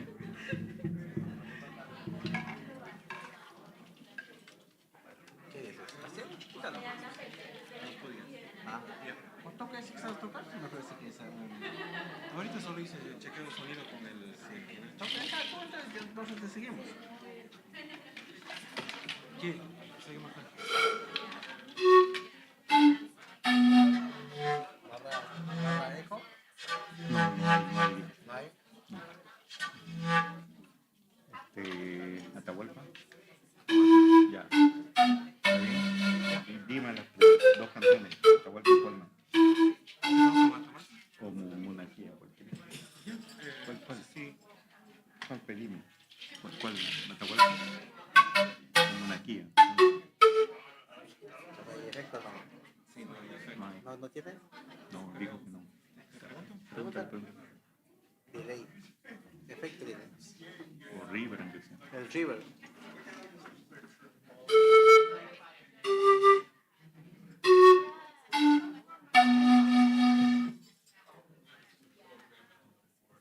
No quiere así orgánico.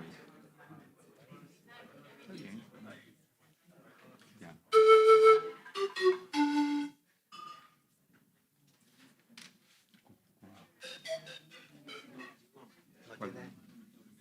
¿Cuál entonces? ¿Cuál tema? ¿Cóndor? ¿Cóndor? Una quilla. Dale una quilla. O el cóndor, ya dale ya. No, dale el cóndor fácil. Ya. Entras tú, ¿no?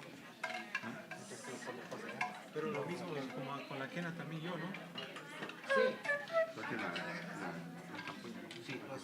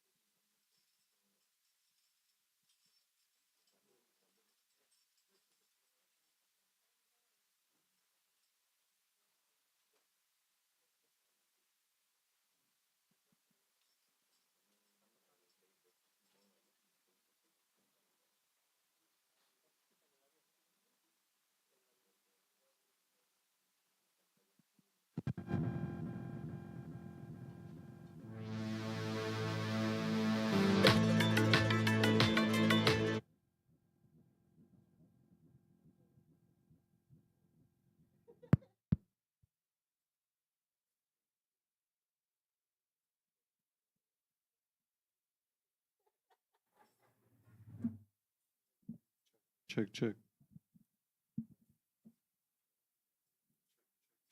Check, check, check, check. Check, check.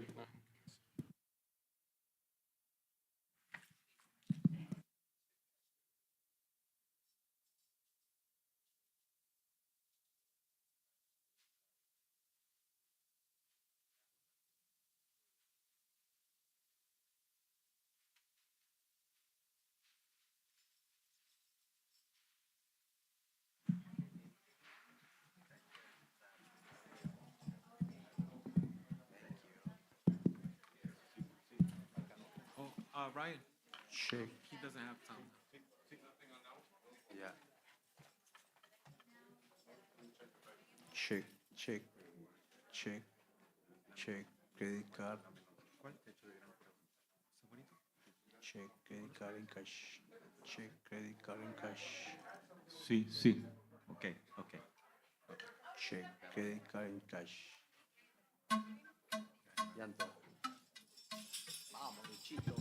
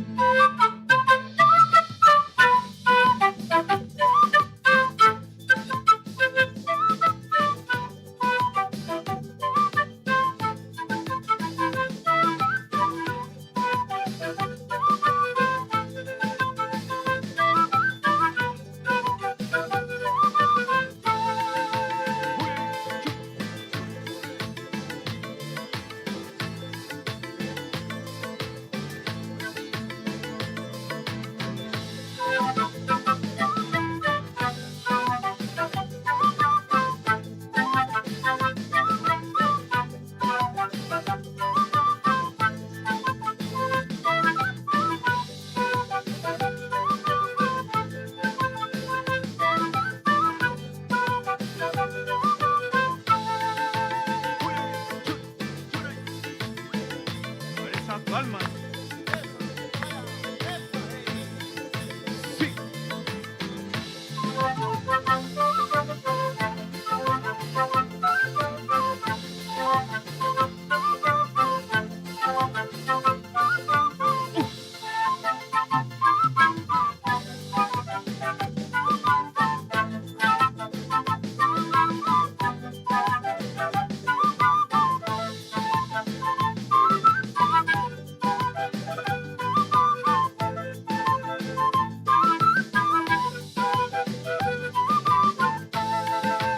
Muy bien, Choode. Segundita.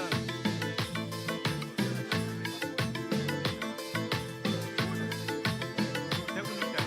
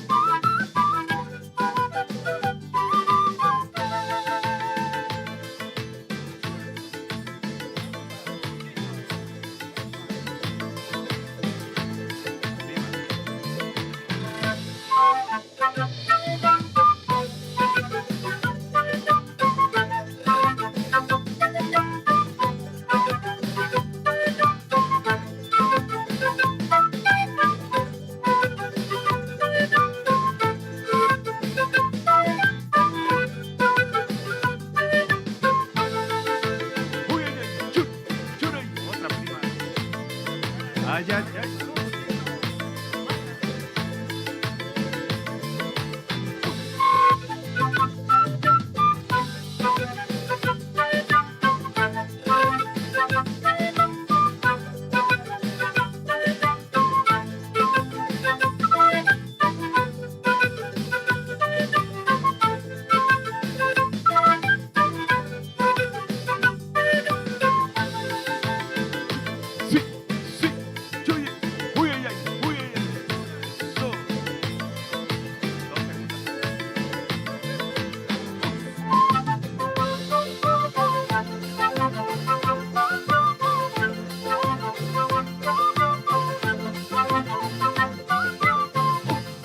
Thank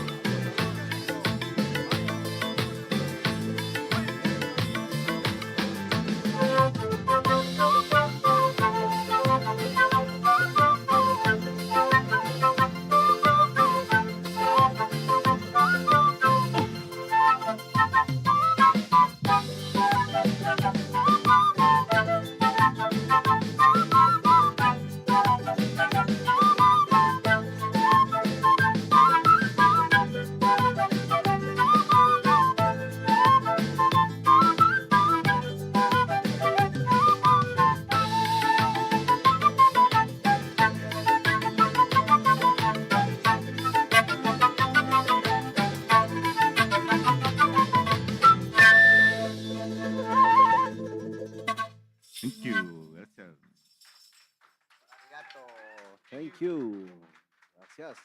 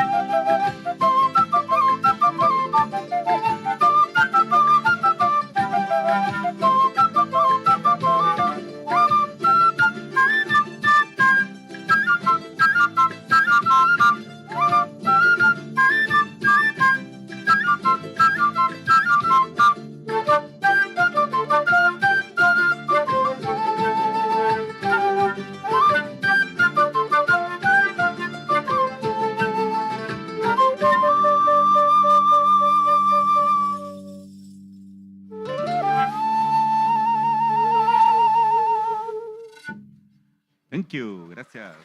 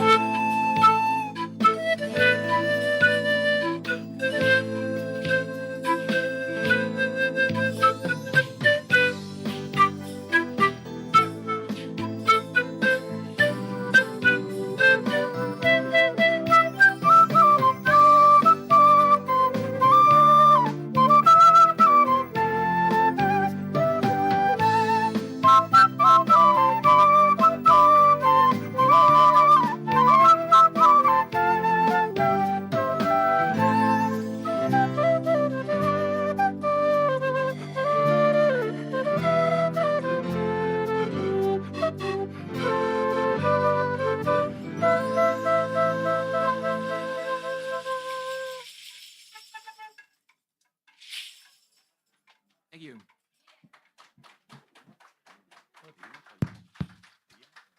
No sé.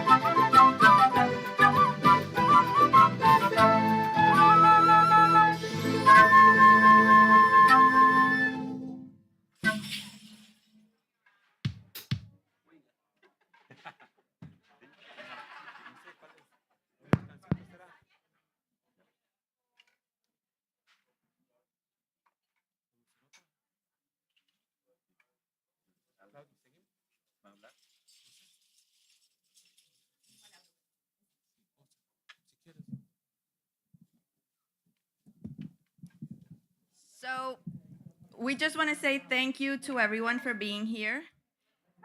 We're still expecting more relatives, so we're just going to enjoy the music right now for a little bit. Quería agradecer mucho a todos los que están aquí presentes por acompañarnos y estar en el espacio. Mientras que comemos y nos acomodamos, va a venir más gente, más familia que va a venir a compartir con nosotros. Entonces, un poquito de tiempo más y ya vienen lo que sigue. Muchísimas gracias por estar aquí. De verdad, es un evento muy especial para nosotros como iINDIGENOUS. Somos una organización sin fines de lucro en la ciudad de Nueva York y estamos tratando de crear un espacio y un centro para apoyar a los pueblos indígenas del mundo y para dar más fuerza al movimiento indígena. So we just want to say thank you, and we are a nonprofit indigenous organization based here in New York. We are new and we are creating a beautiful space and hoping to strengthen the indigenous movement further. So we're here, welcome, and let's see what comes next in the program. Thank you. Thank you so much. William, I think he had some words. Yes, there she goes. So this is William Chimborazo. This is William Chimborazo. He's the CEO of iINDIGENOUS. I am Claudia Velandia Onofre. I am the co-founder and CFO of iINDIGENOUS. Yeah. Thank you very much, Claudia. And thank you, everybody that is here. Muchísimas gracias de todo corazón. Yupaichani tukushunguan mininimin. Yukaga William Chimborazo Mechanic, Ali Shamushka. Bienvenidos a este espacio. Estamos en un espacio muy hermoso. Este es el espacio de People Center. Por favor, ahí están la gente de People Center. Démosles un aplauso. Let's applaud for the People Center. They have invited us. They have welcomed us. Thank you so much, David, Ryan, Taji, all of them for being so wonderful that they're welcoming and they're providing this space, they're co-hosting with us. And of course, we can't forget Indian Collective. Brothers, allies of us. Woo! Thank you so much. And our Okinawa relatives, Nife de Biru. Woo! It empowers me to see so many beautiful, good-looking indigenous people. Thank you very much for being here.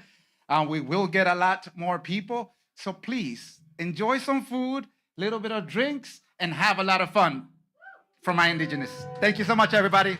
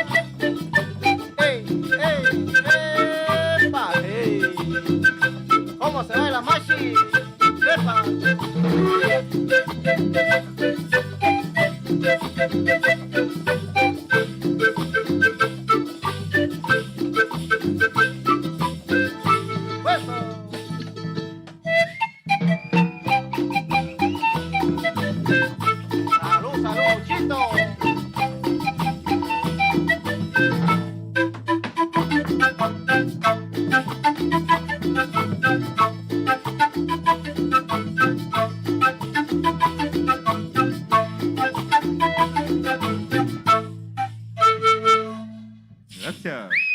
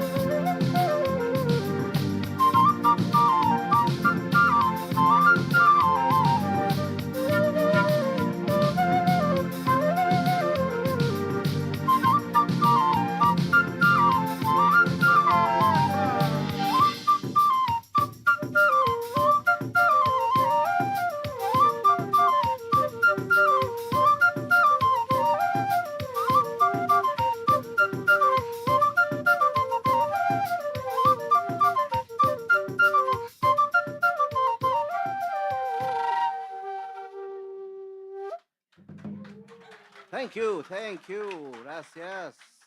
Yupai Chani. Gracias.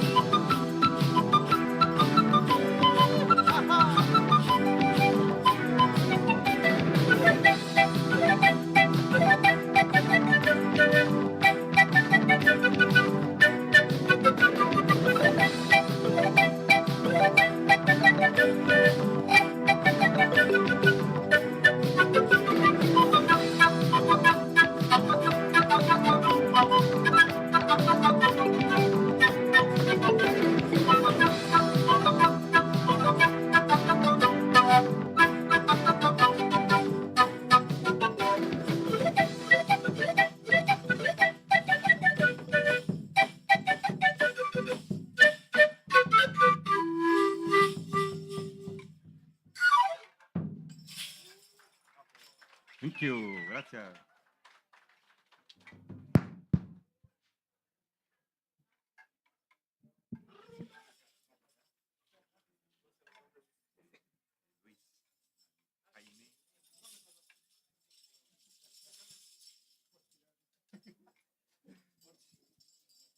How do you guys like the music? Ah, Quichuas, you know? Do you guys know the name of this group?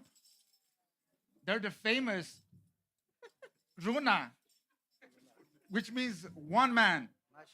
I don't know how they got to be one man because they play together so well that they become one, like one person. Quichua is in Quichuas are from South America originally, and that's the language that we speak. So we introduce you a little bit to who we are as people, but we also want to know their names. They're not just music. Thank you very much, musicians, for bringing this here. We appreciate you. Sus nombres, por favor. Mi nombre es Jaime, mucho gusto. Thank you very much. My name is Jaime. Luis. Luis.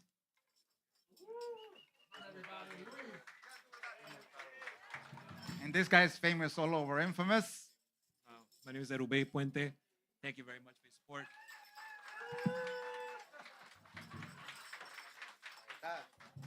The wonderful thing here is that you're going to get to learn so much about the indigenous peoples. Vamos a aprender muchísimo más de nosotros, la gente, la hermosa gente indígena. En este cuarto veo muchas naciones y me hacen orgulloso. In this place I see so many different nations and it makes me so proud. There are people from different parts of the world and you're going to get to see and feel a little bit more through our music. The next person that we're going to have come up is Victor. And Victor is, hopefully I'm getting this right, brother, Uchinanchu. Yes, excellent. So everybody, let's give it up for Victor.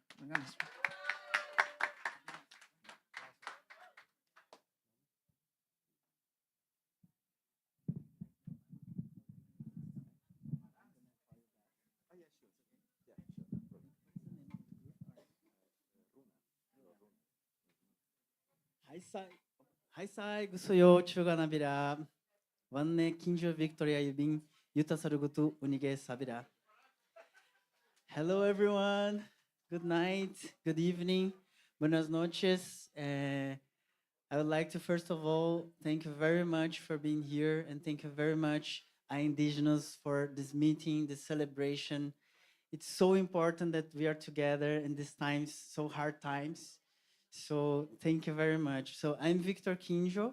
I am a Uchinanchu Brazilian, Ryukyuan Brazilian, which means that I'm born and raised in Brazil, in São Paulo.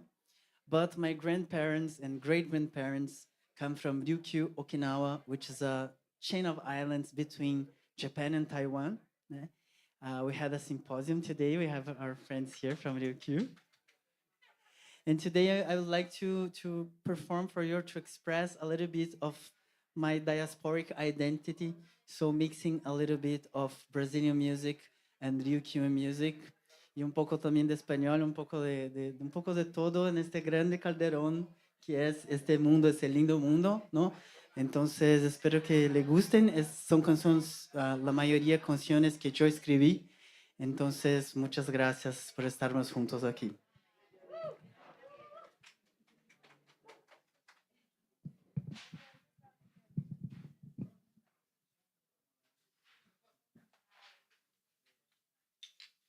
Esto se llama Yotsudake. Era de mi abuela, que ha traído de Ryukyu.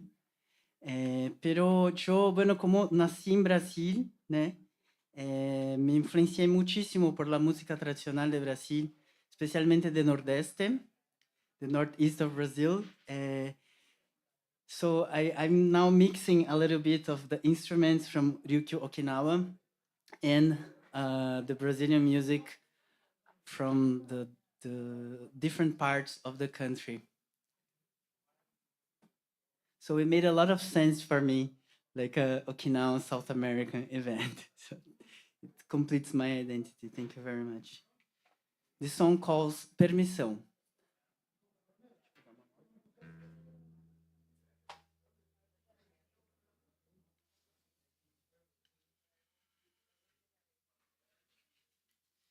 Abre caminho pelo mundo. Abre caminho pela vida. Se parar por um segundo, divinal é o céu e a terra.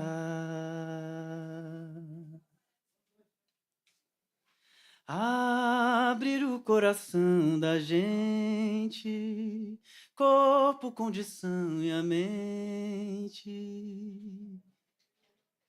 a semente do presente. Cê pintou, cantor valente. Peço licença, minha senhora e meu senhora, pai, minha mãe das doces águas, foi avó, peço sua bênção. Eu vim de longe, vim de um reino do passado, pra plantar feijão, quiabo, milho, couve, amor, amora. Abre caminho pelo mundo, abre caminho pela vida. Se parar por um segundo, divinal é o céu e a terra. Abrir o coração da gente, corpo, condição e a mente, a semente do presente. Cê pintou, cantou valente. Peço licença, minha senhora e meu senhora, pai, minha mãe das doces águas, foi avó, peço sua bênção. Eu vim de longe, vim de um reino do passado, pra plantar feijão, quiabo, milho, couve, amor, amora.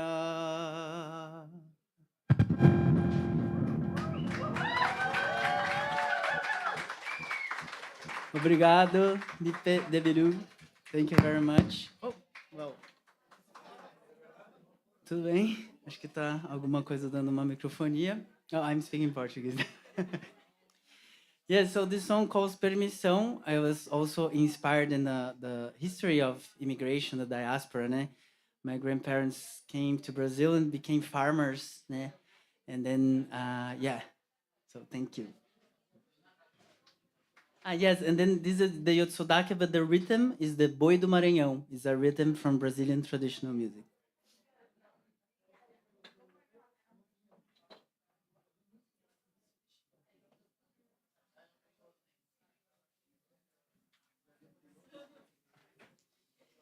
Yes, and this is it calls Sanshin, 3 chords. And it's a traditional instrument from Ryukyu, Okinawa. I've heard that when the immigrants came to Brazil, they brought the tablet of the ancestors, 2 things, the tablet of the ancestors and this instrument, so we can express what is in our heart. Né? And yeah, so we'll sing a traditional song, the next one. But first, so we can get warmer, I would like to perform a song from a Brazilian composer, it's Gilberto Gil. He's a very amazing composer, but with the Sanshin.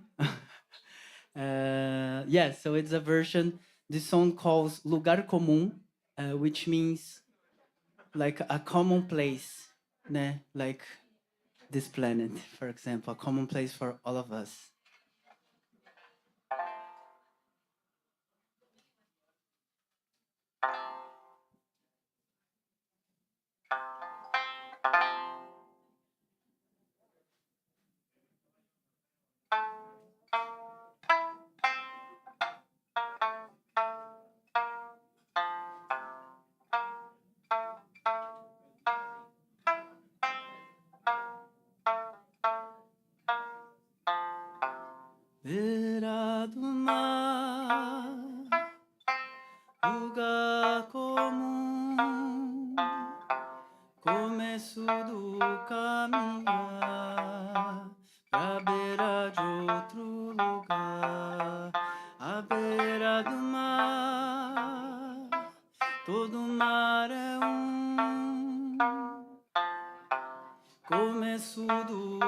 caminhar pra dentro do fundo azul.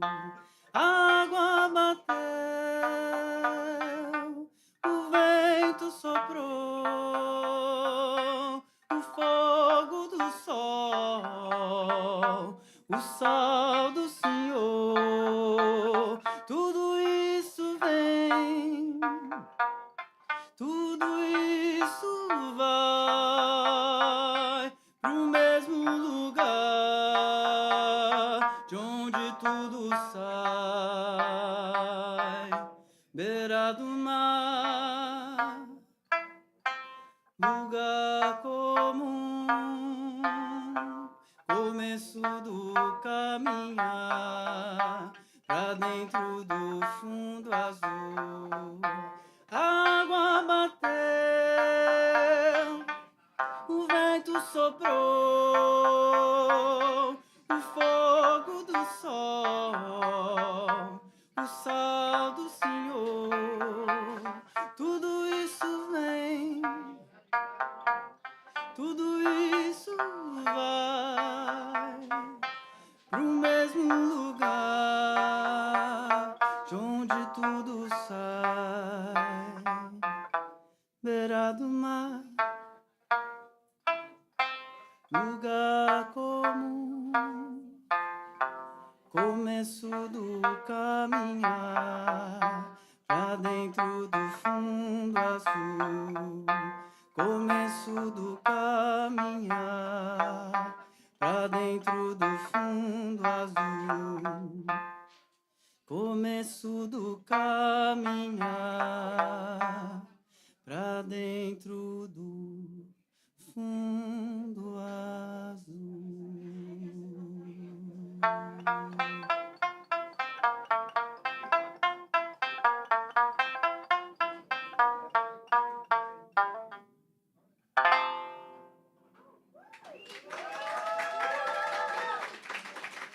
Thank you, obrigado. Lugar comum, very beautiful this planet, né?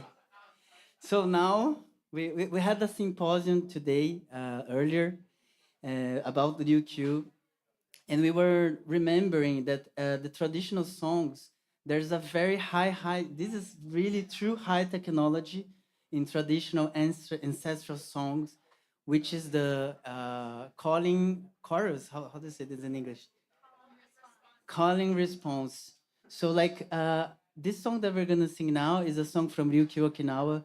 Our language, Uchinaguchi, is in danger of disappearance, but it didn't disappear because we don't speak, many people don't speak Uchinaguchi anymore, but we sing in the language. And this is in Brazil, in Peru, in Okinawa, everywhere where there is the diaspora. And so the music is, the language is alive in the songs. And there's a way for teaching it's a way for teaching the teachings, the philosophy of our people through the songs. Né? So I would like to invite my Okinawan friends to be here close. Do you wanna, Mariko? No? Come, Michinaka, please. Lex, so people can see you too. Yeah, Yuki, yeah. Please, here. We'll be fine, you'll be fine. Entonces, yeah, so this is our delegation at the UN Permanent Forum on Indigenous Issues. We've been fighting for our recognition as an indigenous peoples by the state government, and also trying to free our territory from military bases and from colonization. So please, como que é aplauso mesmo? Uma salva de aplausos para minha delegação. I think I just need to, maybe they need to it's see okay? that. Yeah, so I would like to propose something, if you can help us to save our language, if we can sing together this song. There's the lyrics here. Can you, do you want to come, like, just this song at least? So William, por favor. Bueno, entonces todos, por favor, que pueden cantar con nosotros en nuestra lengua. Y se va a pasar, como yo decía, vamos a cantar una vez y después la repetición. Voy a pedir a todos que cantemos juntos. ¿Puede ser? Mis amigas de Ecuador, ¿puede ser? Eh,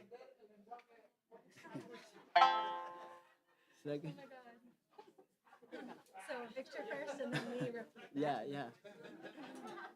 Please sing strong. Yeah. Okay. We will go back. Chibario, chibario. So we're just singing the last two lines. No, I think we're gonna sing the whole verse, and then everyone we can repeat the whole verse. Okay? It's in Roman language there.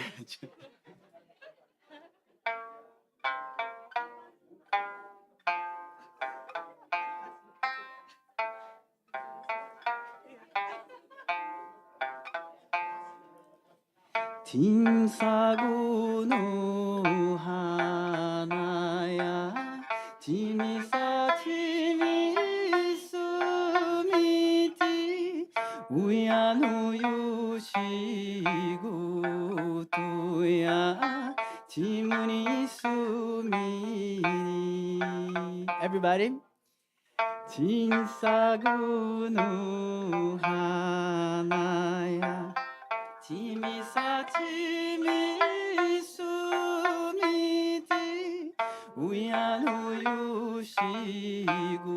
우야노유시구토야 지문이수미 Sorry, excuse me. Again, we're gonna do again. I just wanted to talk a little bit about the lyrics so we can understand better.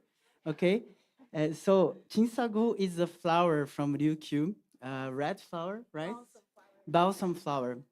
So it's saying as well as the fingertips. My fingertips get inked with the ink of the flower.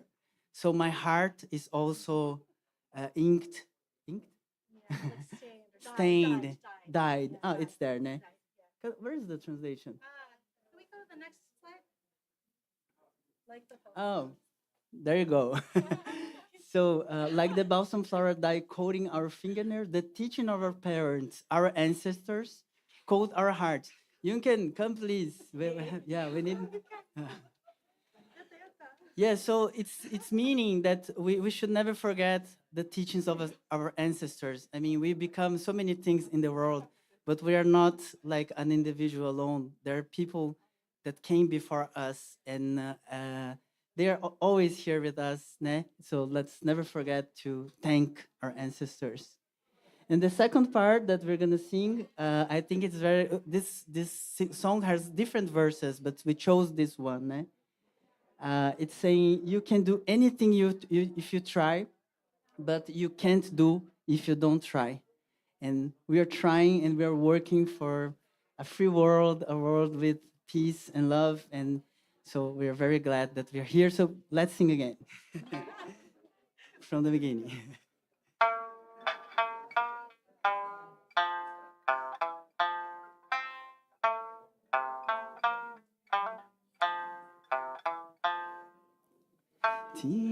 tim사구노 하나야 티미사티미수미디 우야노유시구토야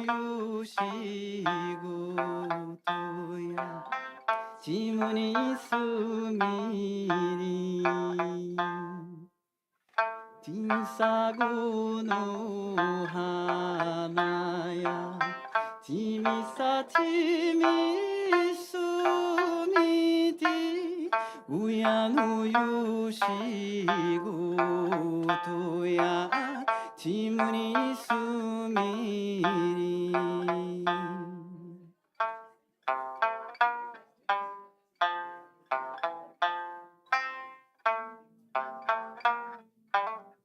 Second part.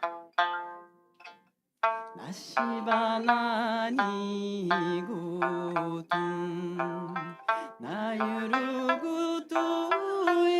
나유루구두야시가 야사유이카라두 나라는 사다미 Great. 나시바나니 구둔 나유르구두야 시가 야사유이카라도 나란 사다미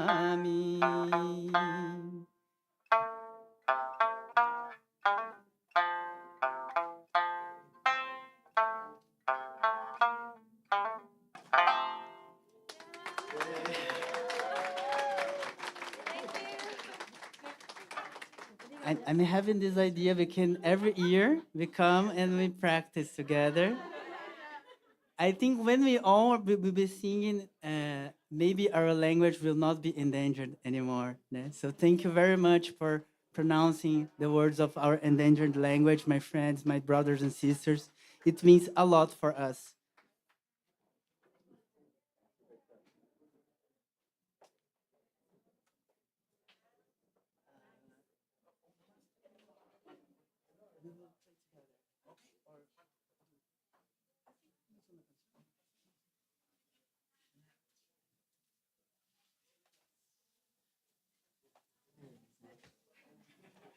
Vou tocar uma minha.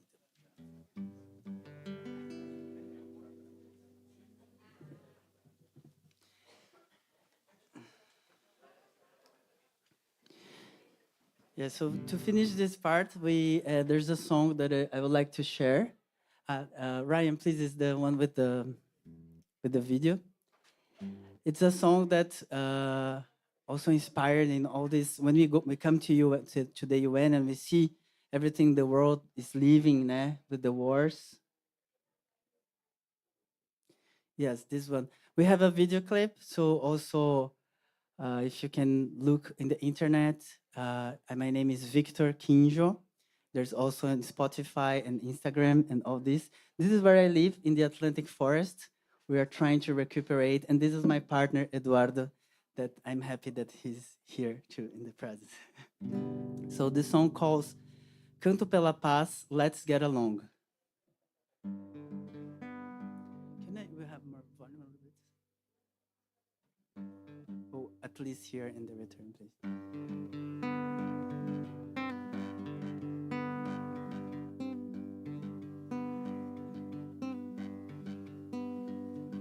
Eu canto pela paz no céu, na terra. Let's get along, amor e água. Somos todos irmãos, parem a guerra. Let's get along, amor e água.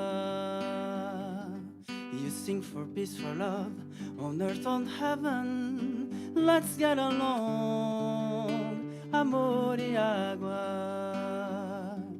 We are all sisters, brothers, mothers, stop the war. Let's get along, amor e água. Sudão, Israel e Palestina, Burkina Faso, Myanmar, Ukraine, Russia, Nigeria and Syria. Let's get along, amor e água. Cantamos pela paz no céu, na terra. Let's get along, amor e água. We are all sisters, brothers, mothers, stop the war. Let's get along, amor e água. USA, NATO, Korea and China, Eurásia, Taiwan e Japão. A vida é tesouro no do Tacará. Let's get along, amor e água. Come, come for love, my dear. Come to be river now. Dá graças a la vida. Let's get along, amor e água. Stop the war, genocide, apartheid, and hunger. Everyone has the right to well living and to be happy. Mundo, mundo, vasto mundo. There is land, food, house, water, and everything for everybody. We just lack justice, awareness, peace, and love. Cessar fogo já, ceasefire now. Brasil, Okinawa, Isratina, Pacífica, África, toda América. Vamos reformar Nações Unidas. Let's get along. O mundo é Let's get along. O mundo é Come, come for love, my dear. Come to the river now. Dar gracias a la vida. Let's get along. Amor y agua. Let's get along. Amor y agua. Let's get along. Amor y agua.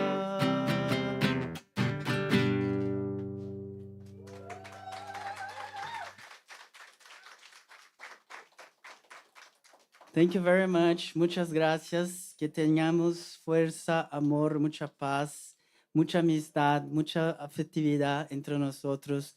A lot of love and peace. Guys, we are together. We are a lot of people. And let's follow our hearts, our friendship, and let's take care and love a lot this planet because it's a wonderful, wonderful, most beautiful house ever, our common house. Thank you very much.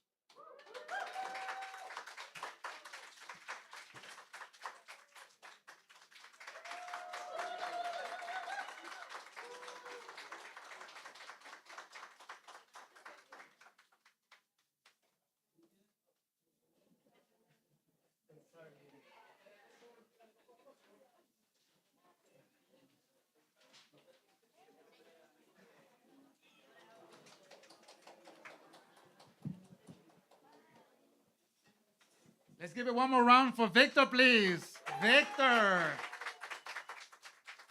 Thank you so much. She gave us the permission song, una canción de permiso, una canción de colaboración, de unificación. Y eso es lo que somos iINDIGENOUS.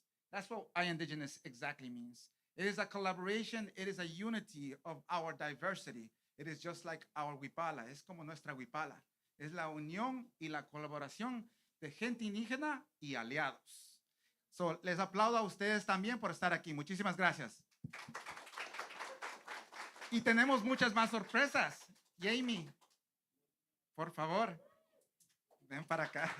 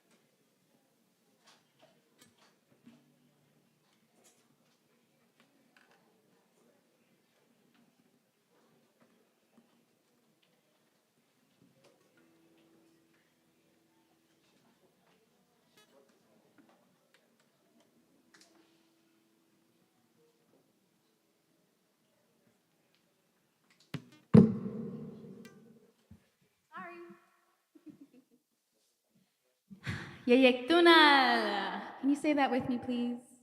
Yeyektunal. Nutuga Yemi. Hello, everybody. My name is Yemi.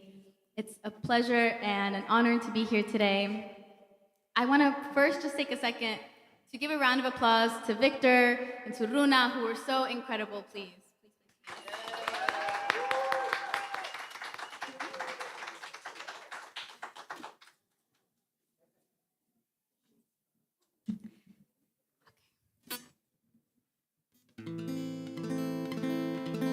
Les voy a compartir una canción que para mí me ha inspirado mucho como artista y que es una celebración de esta vida.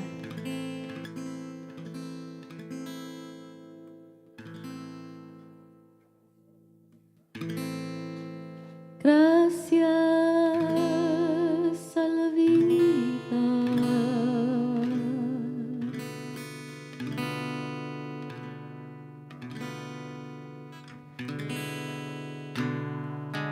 que me ha dado tanto,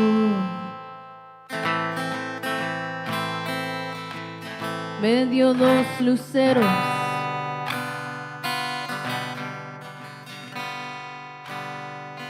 que cuando los abro cae, veo noche y día.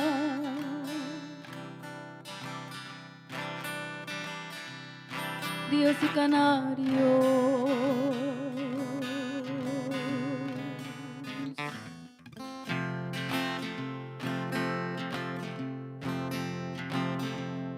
Y en el fondo cielo su fondo estrellado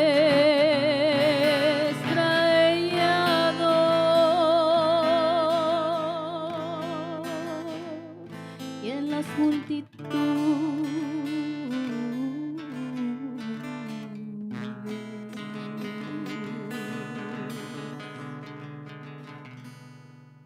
a los que amo.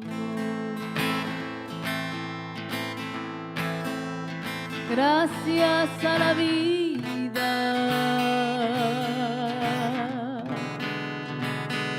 que me ha dado tanto, me dio dos luceros que cuando los abro veo noche y día, distingo lo negro del blanco y en el fondo cielo lo estrellado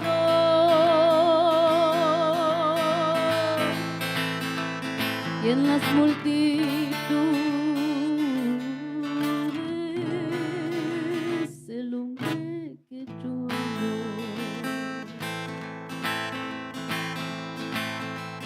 Gracias a la vida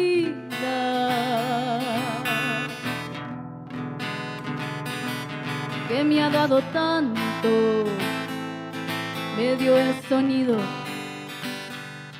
que todo su ancho graba en noche y día, grillos y canarios, martillos, turbinos y chubascos y la voz tan tierna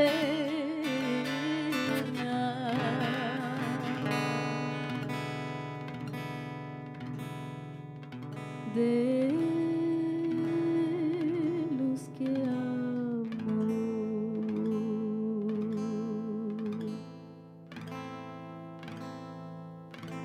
In the 1930s, 30,000 indigenous people in El Salvador were massacred. La Matanza was followed by a ban of any trace of indigeneity. Mi abuela Tacha y Cheva must have learned as little girls that to be people, to be Lenca, was a death sentence. They hid to live, forgot to keep moving forward. Their mother tongue became indigestible. Their colored skirts, una amenaza. The news called them extinct. The same news that calls me illegal. On Turtle Island, on settler borders. So I hid. I made myself small.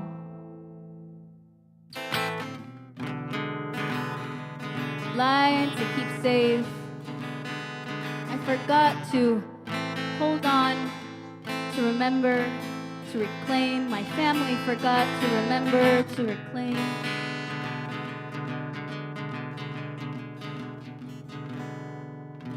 But here I am.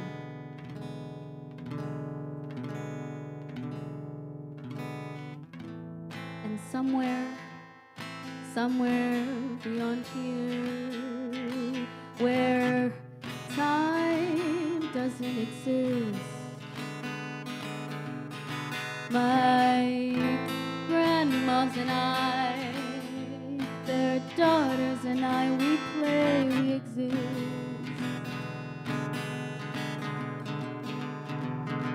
And our language is alive, and we are alive, and we are healing through each other, and our love is present and ancestral and could never be forgotten. Abuelitas, we can hold each other. Abuelitas, we can feel safe again. We can help each other. See who we are, remember who we are. And together, we'll set ourselves free.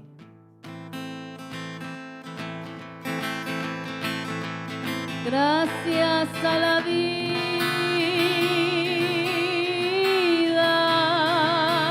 que me has dado tanto. Me dio el sol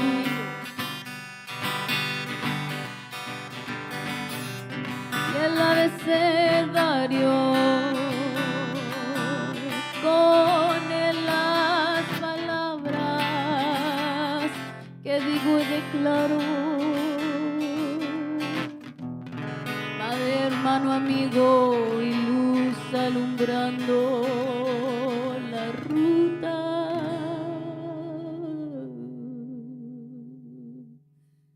de nuestro amado.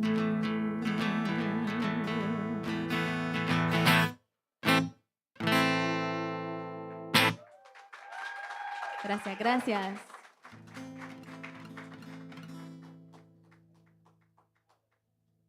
Este poema se llamaba Resurrection. That poem is called Resurrection. And it's true. Ok, seguimos. Seguimos. Exactamente, para adelante. Esta segunda is a cover, a mix that I've made myself, and I'm going to need your help. Okay? So at the end, vamos a tener un coro, y no se preocupen, es fácil, es fácil. And I heard you guys singing later with Victor. You guys sounded great, so. Okay.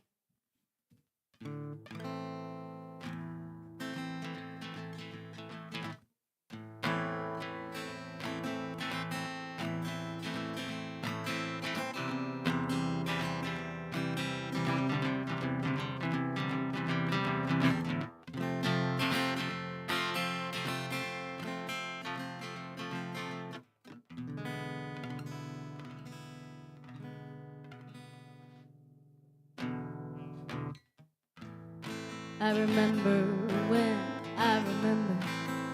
I lost my mind. There was something so pleasant about that place. Even my emotions had an echo in so much space.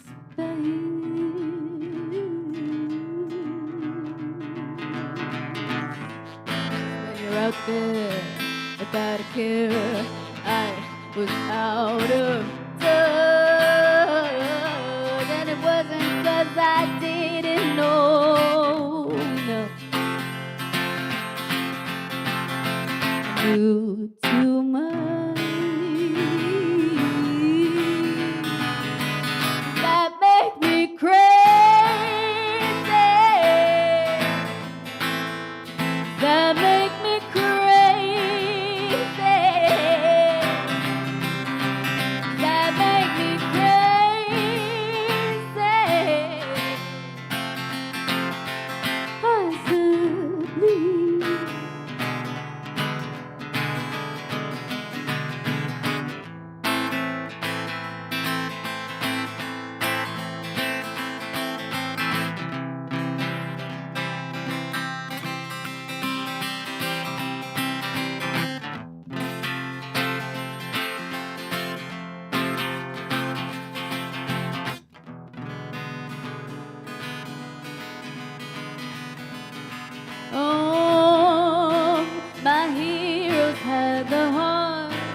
put their life out on a limb. And all I remember is thinking, I wanna be like them.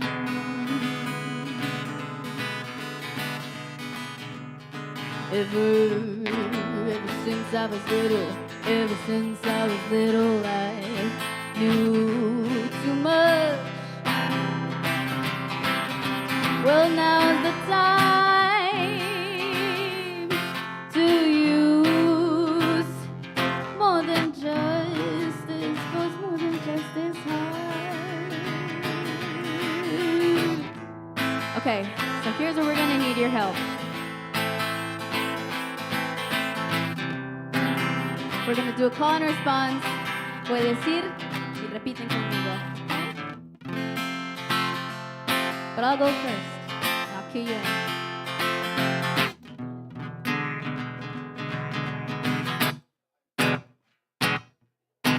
The revolution won't be televised.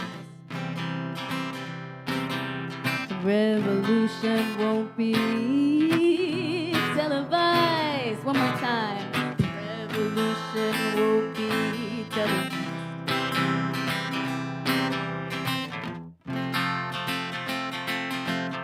Thank you, Victor. It won't be televised.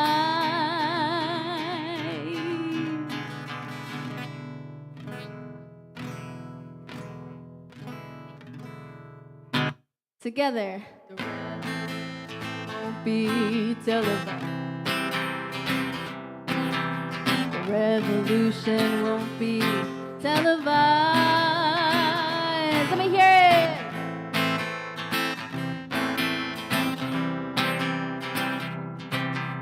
The revolution won't be televised.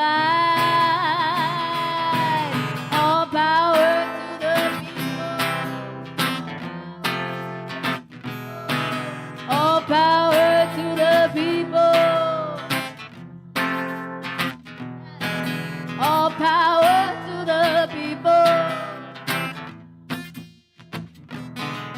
All power to the people.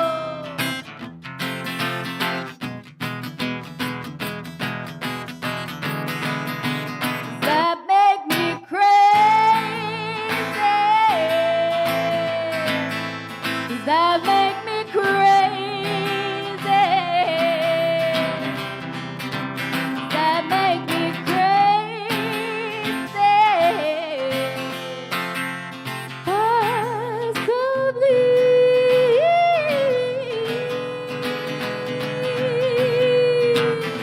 Does it make me crazy? Does it make me crazy? Does it make me crazy? Does it make me, Does it make me crazy? Does it make me crazy? Does it make me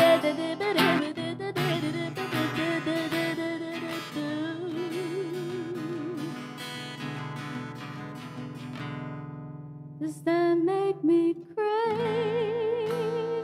Oh, power, power. Does that make me crazy? Oh, power to the people. Does that make me crazy? Power to the people.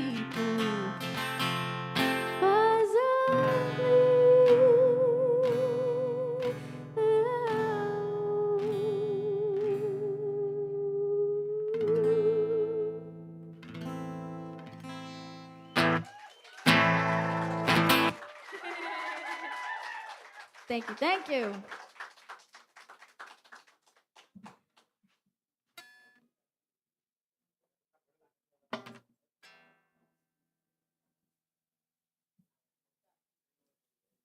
So, mi familia viene de El Salvador y Honduras. My family comes from Honduras and El Salvador. Oh, allá. Hablamos después. And so that means that my family, we come from the people of Pipil and Lenca descent. And part of my journey of reclaiming this ancestry and getting back in touch, because war, diasporas, and displacement separated my family from that heritage, is reclaiming also my faith and my spirituality, both with la naturaleza, los dioses. So esta canción va para una diosa que se llama Madre Ixchel.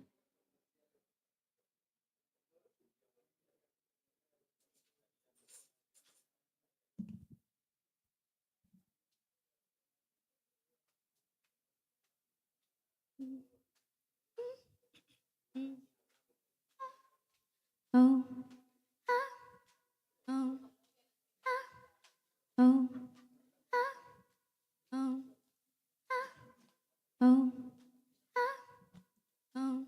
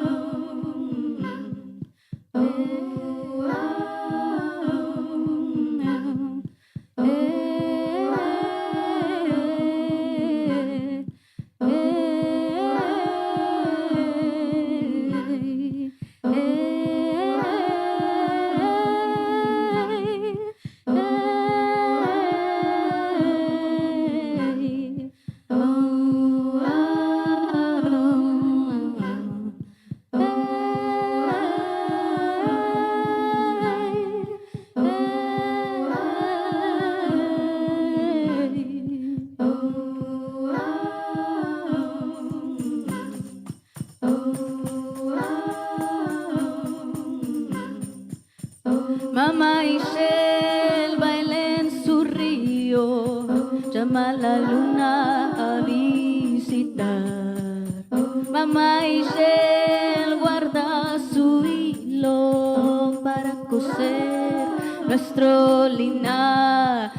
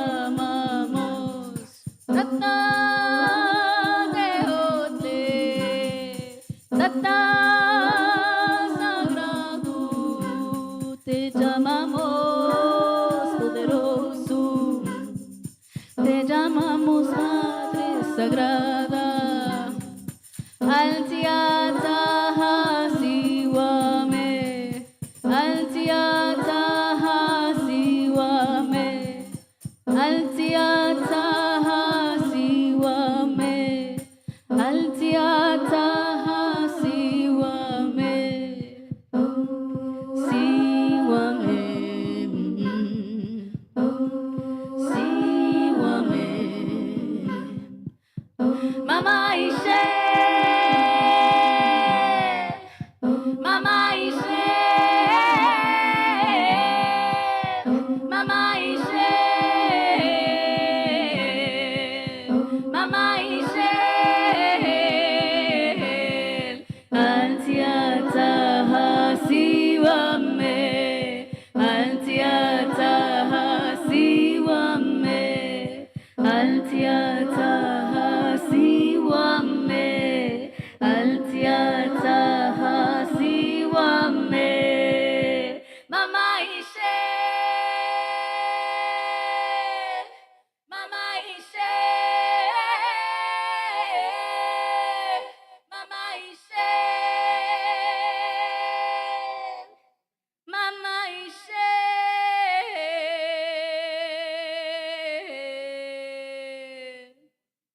Muchísimas gracias.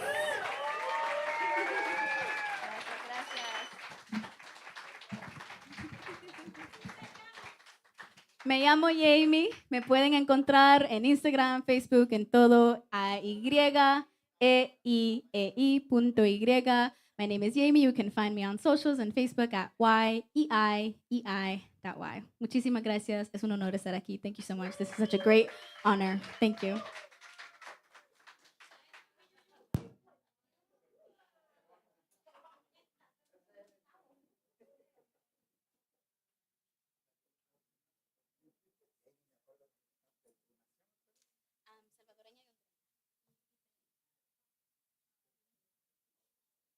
Amy, Pipelenca, por favor.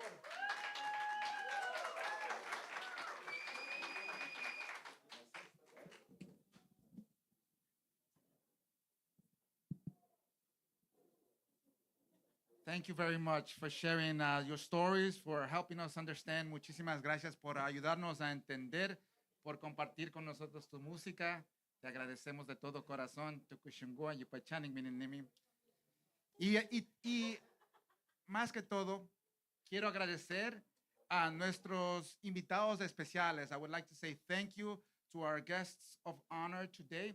We're a small group in here, but we represent larger nations, huge nations. And we represent the strength and resilience of the indigenous peoples in this room, all these wonderful people here. We have strong nations. Tenemos naciones que son muy fuertes, que han demostrado su resiliencia. Stop.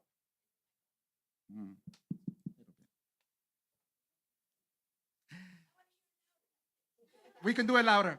Podemos ser más fuertes. Y hablando de fuerza, los jefes Guna, por favor, alcen la mano. We got the Guna chiefs here. Muchísimas gracias, jefes, por venir acá. Esto es en honor de ustedes. También tenemos gente de diferentes clases de naciones. Una persona que nos ha ayudado de todo su corazón. One person has helped us with a full heart. Great nation. And that's Janine from the Dene Nation. Everybody. Huge heart. And a wonderful nation. Of course, we don't forget Lakota, right? The Lakota people, come on. Strong people, strong nations defending us all the way until the end. And there is no end for indigenous people because we are here, right? Yeah. I can't forget my brother in the back, mi hermano allá atrás, Woki. Equazunari. He looks quiet. He seems like in the back. He represents close to 1 million Quichuas, casi cerca de 1 millón de Quichuas. Todos para los Quichuas. Y tenemos NASA. Hermanos NASA, ¿están por ahí? ¿Dónde están los NASA? Arahuacos. Ochinancho. Mucha gente fuerte. Bueno, vamos a darle un tiempo a Ryan, que arregle un poquito, Ryan. ¿Ya? Gracias.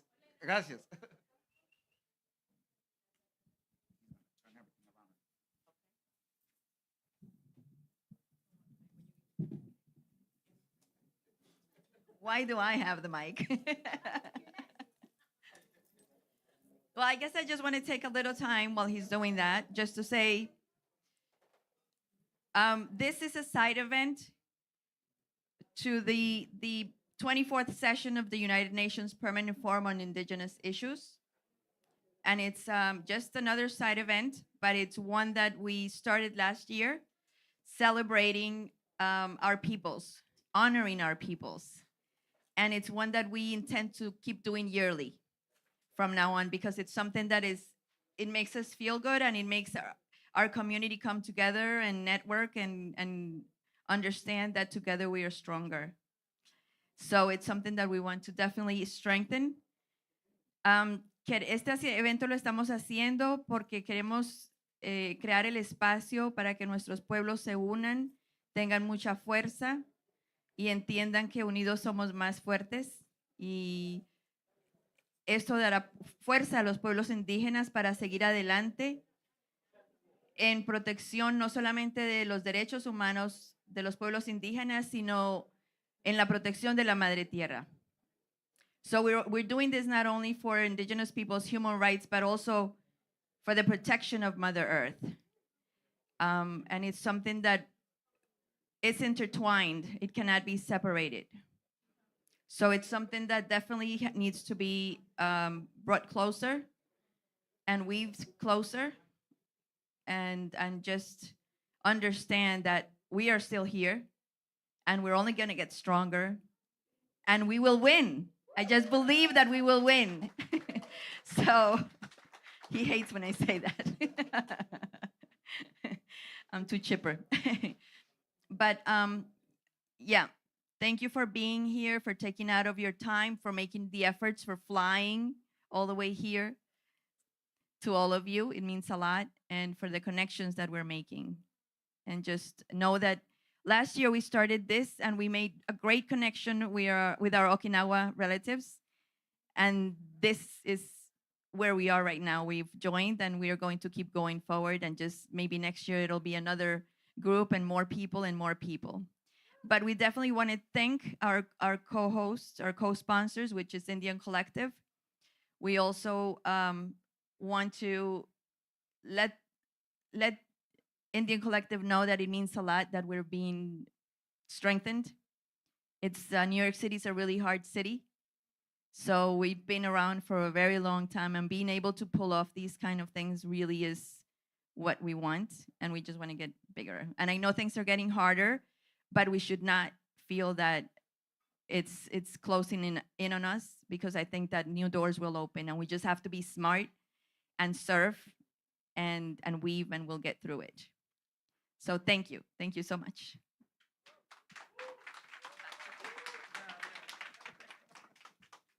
With the stroke of a pen, Trump's trying to undo everything we've worked so hard for. But as indigenous people, our existence is our resistance. We protect Mother Earth and the water because it's who we are and we have no other choice. I'm facing 7 years in prison, yet I remain dedicated to peace and prayer. Pray with us.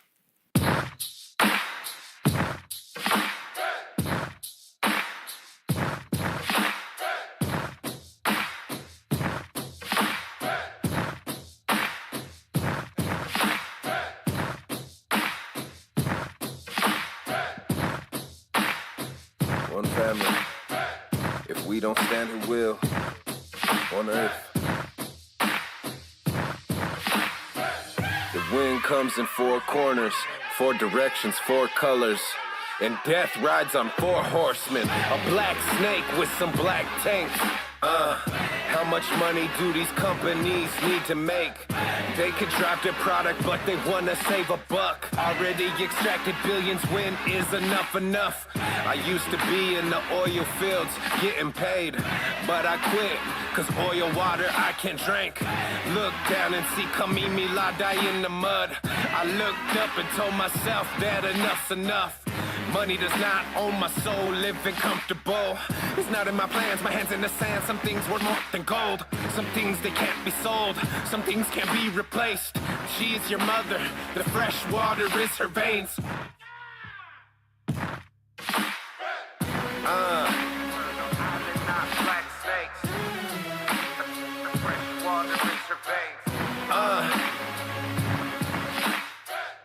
What is going on? Have we all lost our minds? Every human needs clean water to survive. We're sorry. Your call cannot be called. Martin County Sheriff's Department. Hi. I need to report an assault. Okay. Where did it occur at? Standing Rock. There are innocent, unarmed people being attacked with water in militia-style police, firing at point-blank range with high-powered mace on unarmed people Who protects the people? Ma'am, yeah, if there's police there, then it has The police are the ones attacking innocent, unarmed people. So what do we do to stop the police literally hitting people at point blank range in the face? People can lose eyes. People are going to get hypothermia. People could die. We have elders here. We have children here. We have all ages here. Nobody is armed except for the police. Who protects the people from the police? Well, I guess if you want to put it up the chain of command, the next person to talk to would be the governor's office.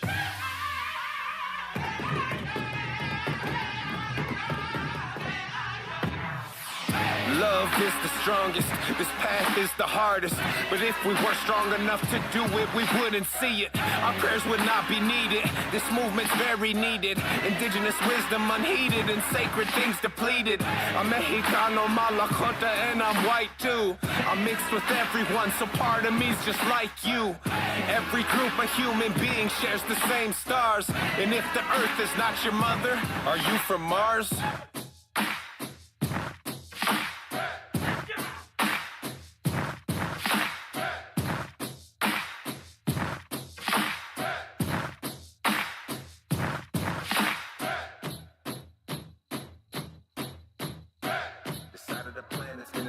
Since 1492, 500 years and counting. Surviving the genocide they call colonizing my turtle island.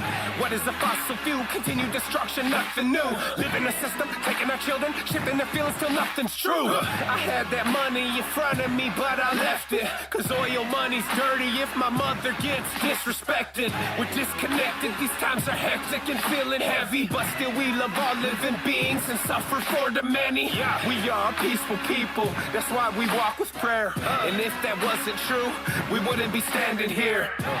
We're peaceful people who walk with prayer. Turtle Island, have no fear. Despite what they show in the media, we're kind people, hold your ground. Change is coming now.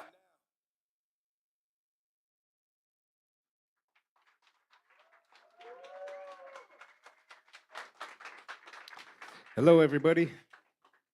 My real name is Sean Turgeon, member of the Rosebud Sioux tribe. I'm Lakota, Mexican, and European. And I'm happy to be here today. That video that you guys just saw, it's been quite a ride since then. I think that was 2017 or 16. And that happened, and I came to the UN thing here a few years ago. And what I'm trying to say is all of this is a continuation of the same stuff that's been going on since colonization way back in Europe and then all around the world. And we're still here. And there's a saying, as Indigenous people, our existence is our resistance. And all the time, we was talking earlier, it feels like sometimes the system is closing in on us, like it's getting more and more pressure each year, or it's taking more and more land each year. And sometimes we feel alone. Yeah, we should translate. Yeah. Do you remember? I don't remember what I said, but You want to start over? I was trying to Estaba acknowledge diciendo que estoy tratando de reconocer that as Indigenous que people, como pueblos indígenas, our existence nuestra existencia is our es resistance. nuestra resistencia.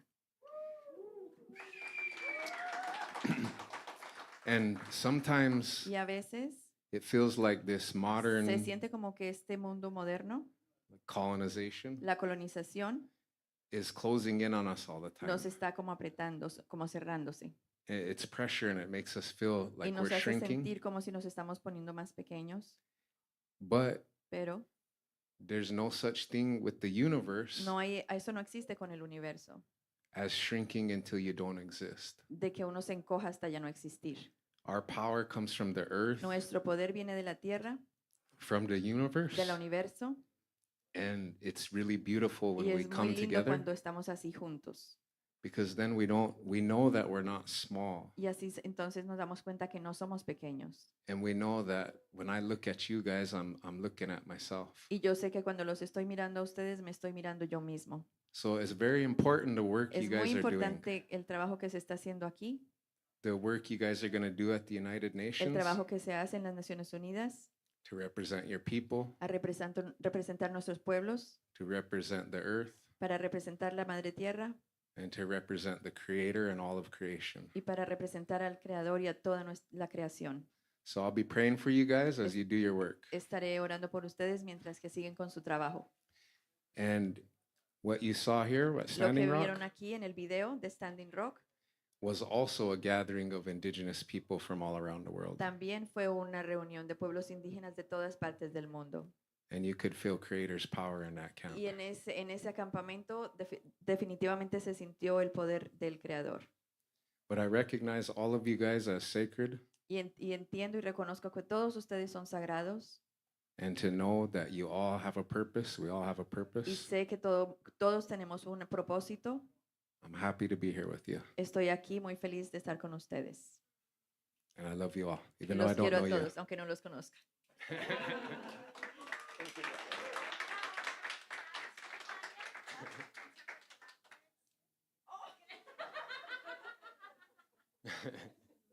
So this next song is called Human Beings.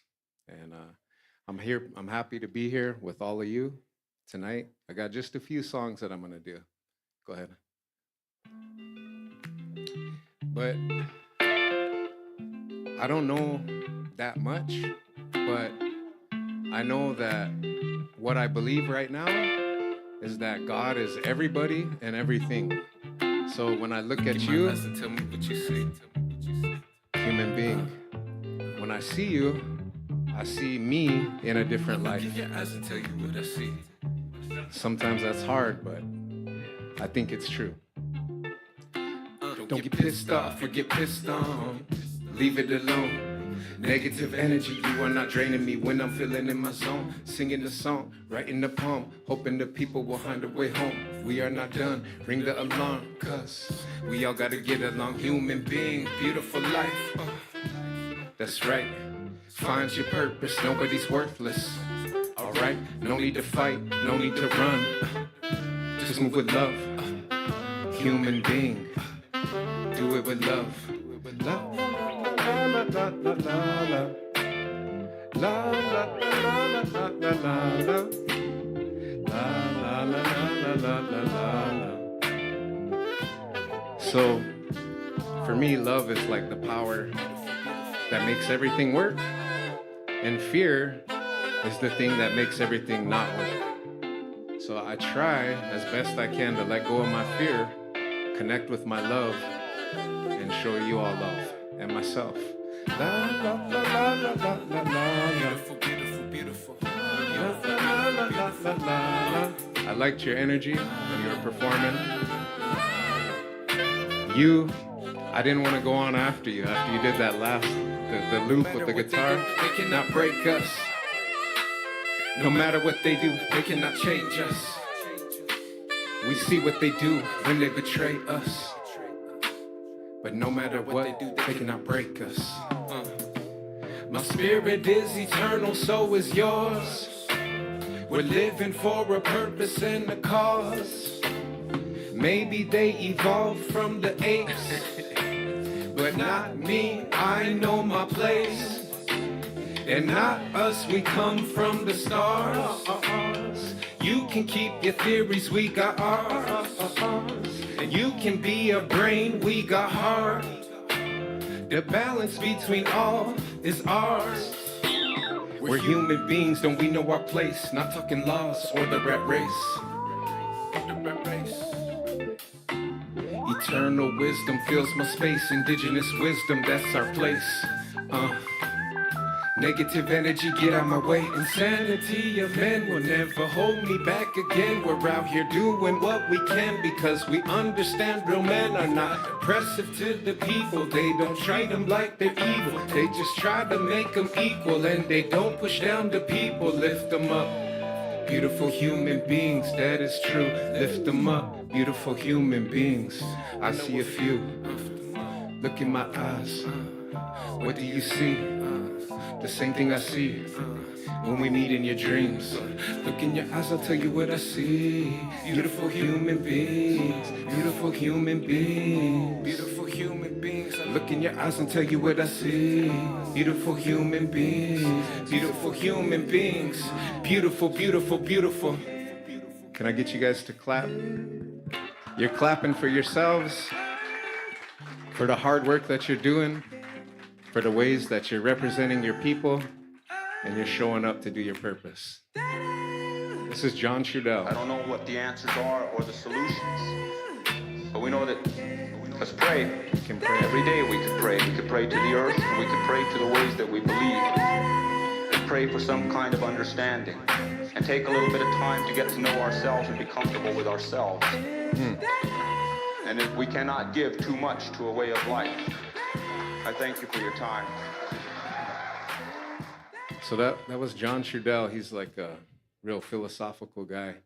And he was saying basically in that speech that we can pray. He may not have the answers, but we can pray. And I really believe in that. So just wanted to throw that out there.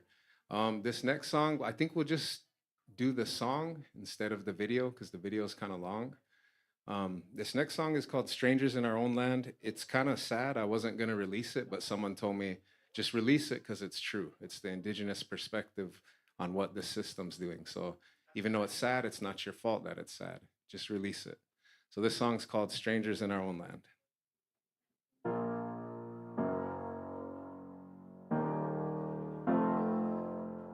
I actually saw a relative over there that was in the music video from like a few years ago, just randomly saw her. Something simple is what we want, but they don't want to give how we want to really live.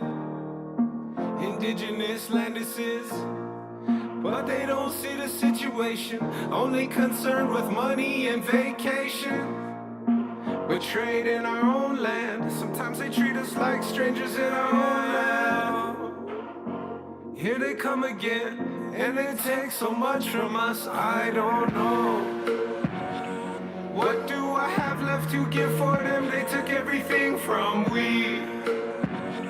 And what do we have left to give for them? They don't want us happy. They try to take everything and send us back to our little piece.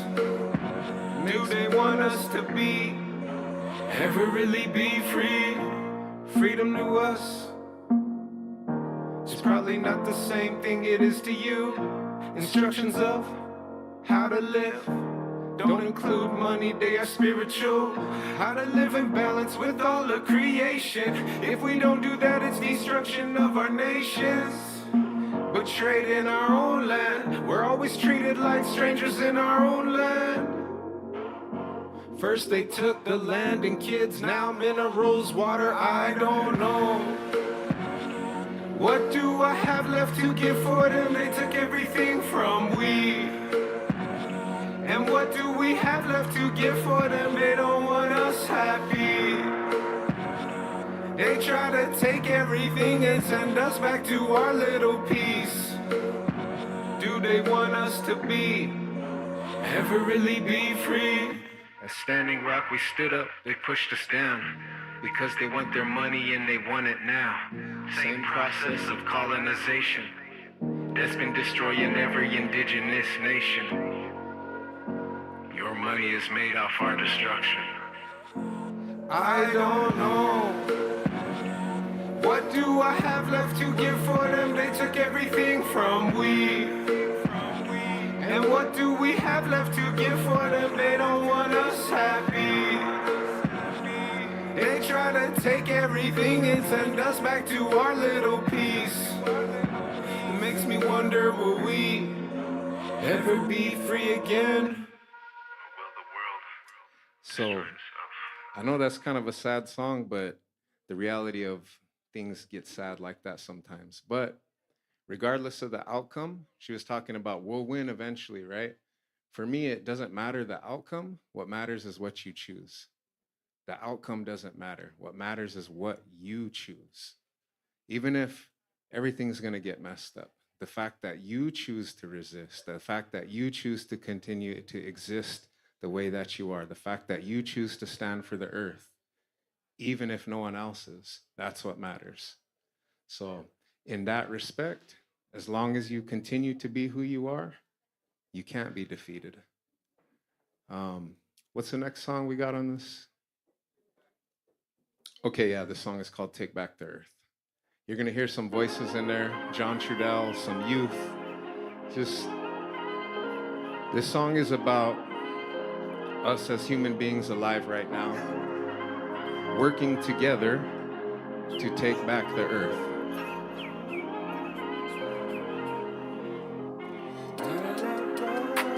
We are power. We are a natural part of the creation. We were put here on this sacred Mother Earth to serve a purpose. La la la la la la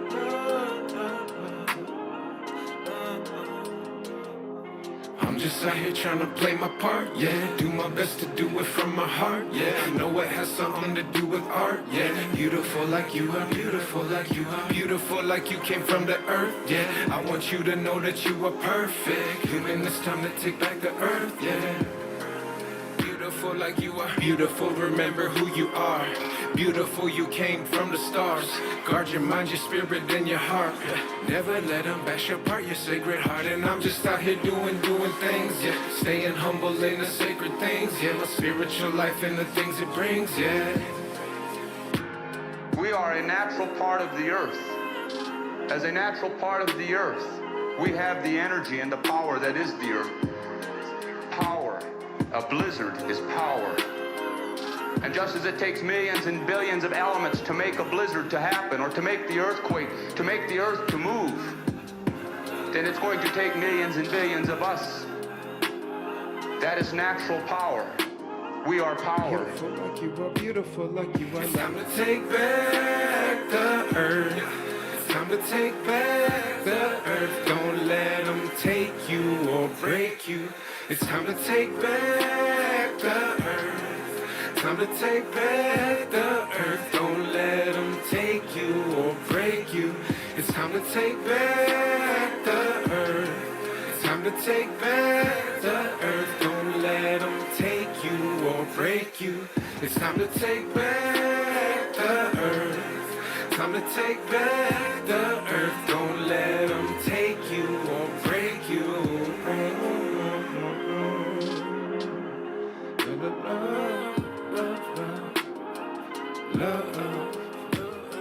Our ancestors died for us to have the skin. The way we pay them back is how we choose to live. We take from the earth, but how much do we give? How much do we give? Live your life like it's a ceremony, cause it is.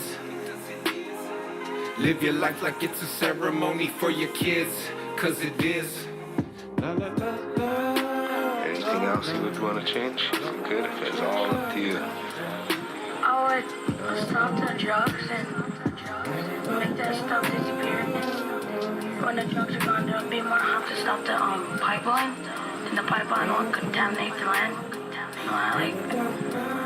I'd like try to change it back to old ways, not like take pills, like Indian ways.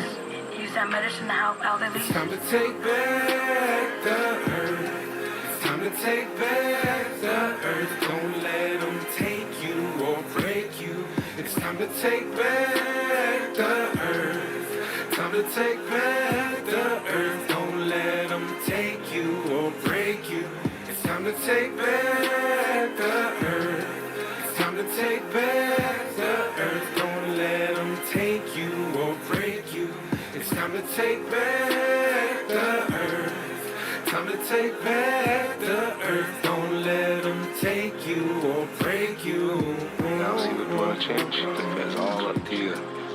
Stop like the technology, because that's like bothering, like taking people's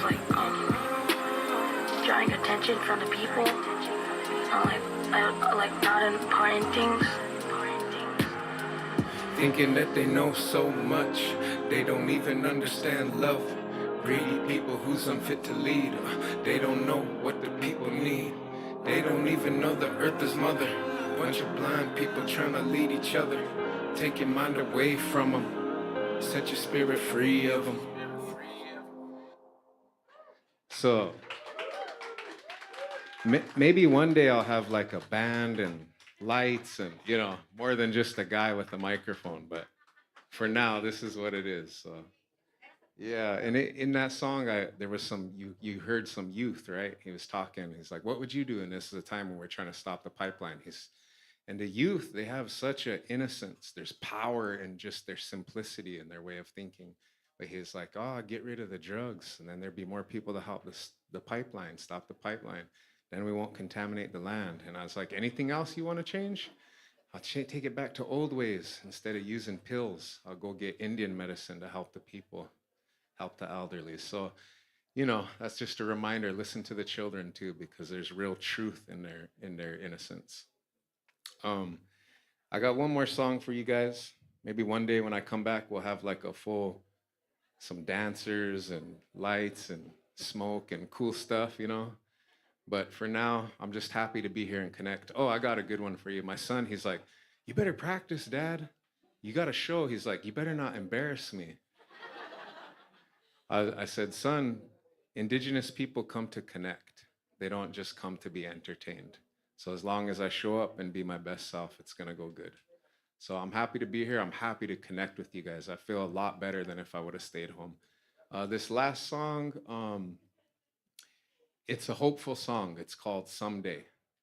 And it's the dream of us getting to this place of peace. So here we go. And you got John Trudell talking on there again. So, but hopefully you guys can feel this one and take the encouragement from it. Someday. And I don't have any auto-tune. For us to survive and resist, we are going to have to understand and recognize that we are energy. We are energy. And if we are going to effectively stand up, we're going to have to be able to do it based upon our connection to the real truth, to reality. This machine madness that is being imposed upon all of us abuses all of the sacred things of life. But we are an extension of the earth. We are energy and we are spirit.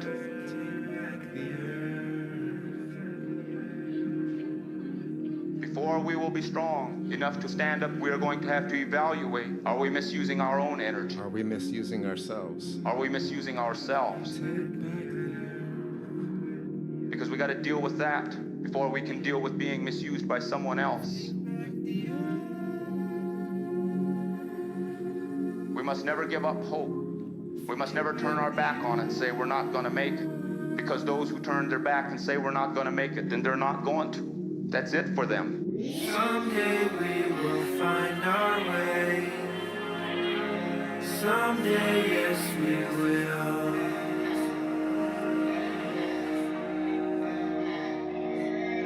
And one day we can finally say, hey, one day this is real.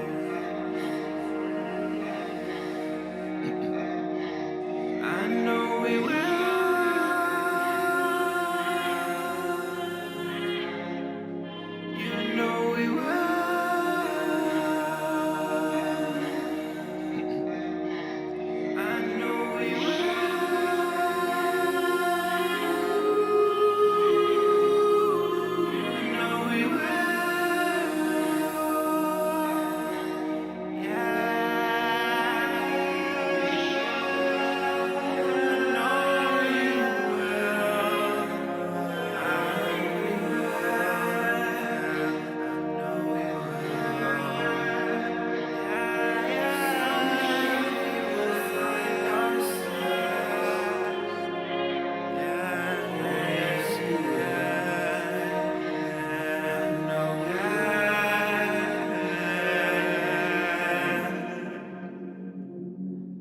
We must never give up hope, because those who turn their back and say we're not going to make it, then they're not going to. That's it for them.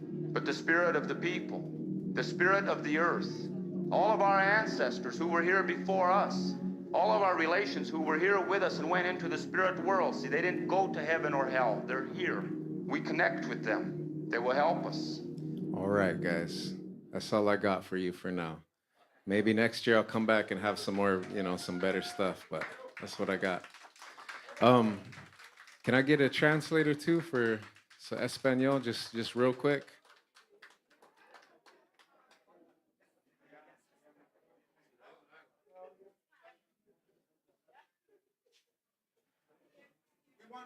No, we could do black snakes, but or we could end it there. But I just wanted to share with everybody something that I'm thinking about right now. And the saying is, the real measure of a man is not what he can take from his ancestors, the wisdom that we take from them, but what we in our lifetime leave for future generations. That's the real measure of a man, what we can leave for future generations. So just want to encourage everyone like that. ¿Qué vamos a dejar para nuestras futuras generaciones? Es el mensaje de Prolific. Muchísimas gracias, hermano. Thank you very much, brother.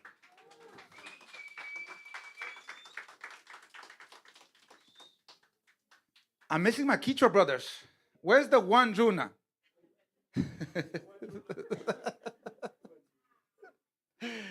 Brothers, please come up. Cierren. Vamos a cerrar. Por favor. Maestros.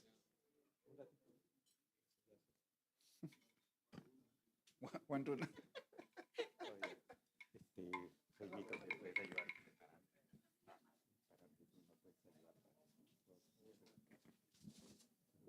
El parante lo pones en medio. Acá. Vamos con para la menor. Sí, 1, 2, 1, 2.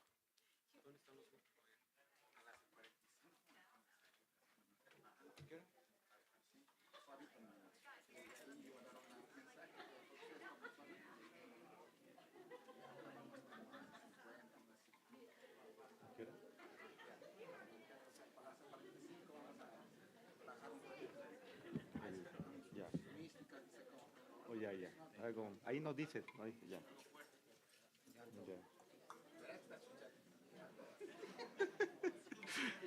Sí. Very nice. Applause to our friend, the native people.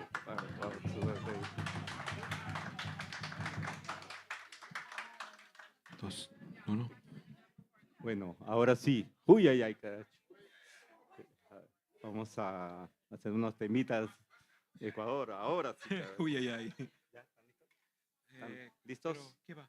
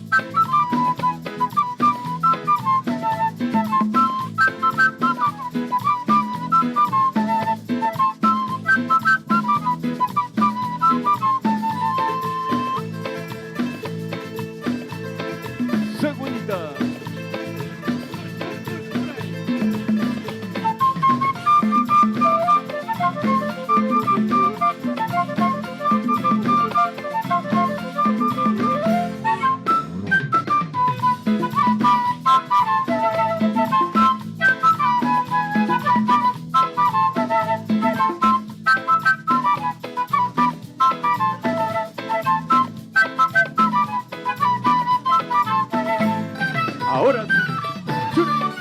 A bailar.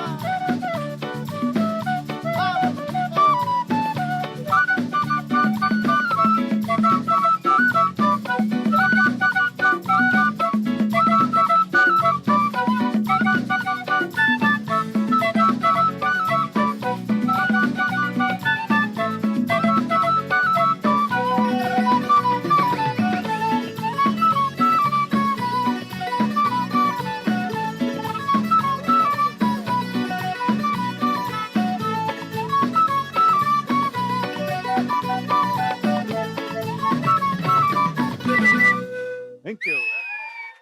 Thank you, thank you.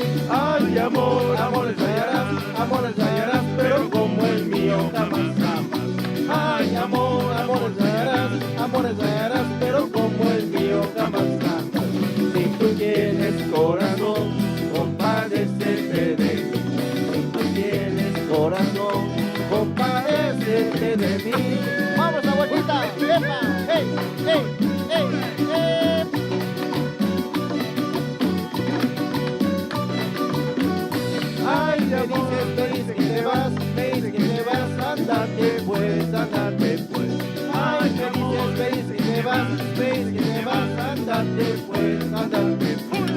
Caramacas tomó a montones desde ayer.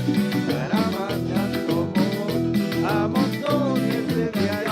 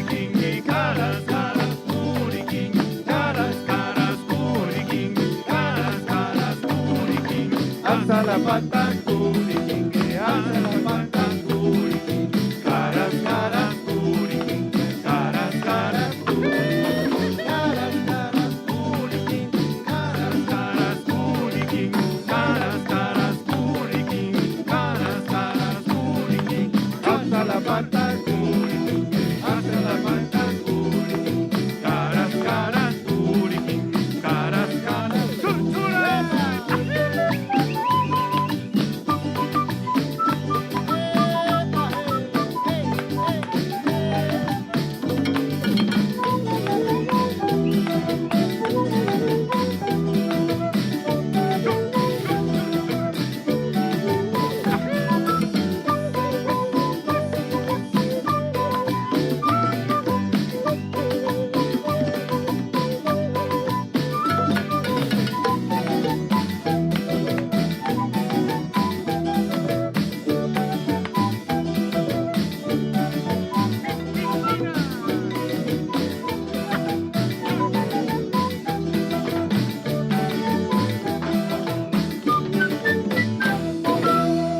Gracias, gracias. Thank you. Nada más. Una suavita.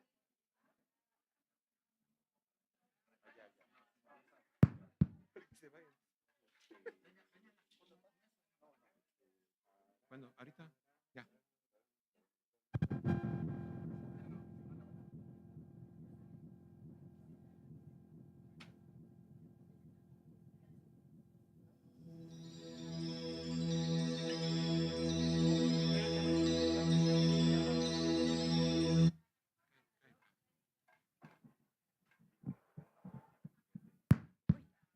Pues ahí nació.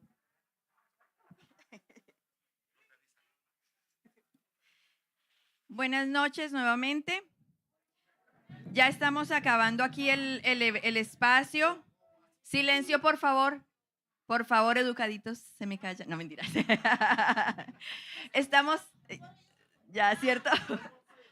Estamos cerrando ya el espacio, entonces tenemos unas bolsitas así como esta de regalo para ustedes. Por favor, no se vayan sin ella. Ahorita las vamos a sacar para que cada uno tome una. Es solo un detalle y para que se acuerden que iINDIGENOUS está en la ciudad de Nueva York. Estamos fuertes y vamos a seguir adelante. Y estamos aquí. So we're closing the space now, and we just want to say once again, thank you for your time. And we're going to be handing these gift bags to all of you. So just as to remind you that iINDIGENOUS is in New York City, and we're standing strong, and we're here to support Indigenous peoples, and we'll remain in New York. So grab your bag on your way out. Thank you so much.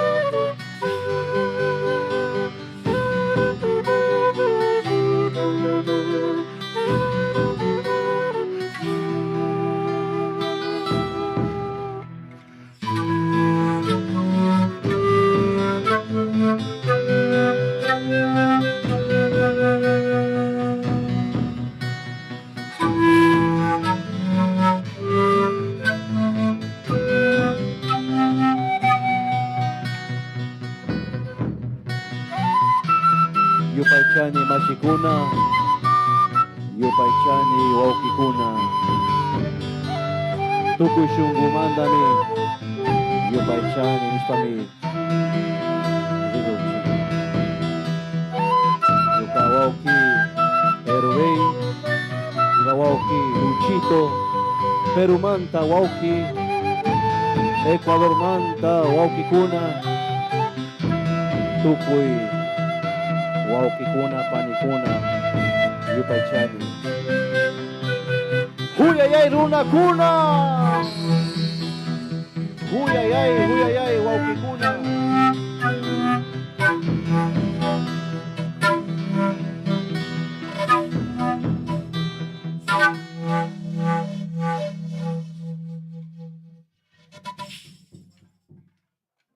Gracias. Thank you. Seguimos. No, seguimos. Dale, hermano. Bailando, dice. Bailando. Pues dices, ya. Cumbia.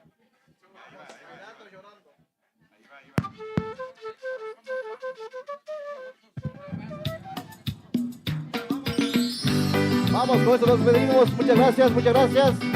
Thank you very much. Thank you. Let us do together dancing, please. ¡Epa! Vamos, último, vamos a bailar. Eso, todos. Vamos. Gracias. Muchas gracias. Hasta la próxima.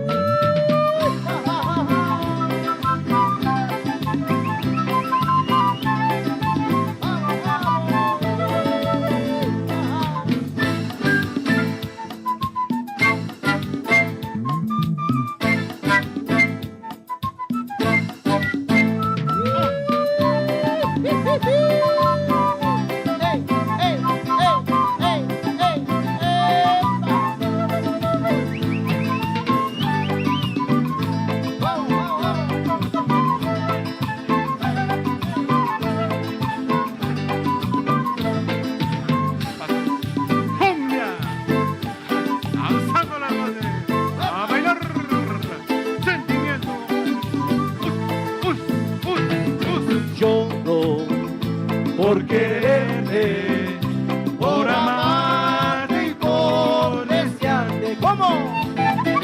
Lloro por quererte, por amarte y por desearte. ¿Cómo? Cariño, ay, mi vida. El coro dice, nunca, pero nunca me abandones, cariñito. Nunca, pero nunca me abandones, cariñito.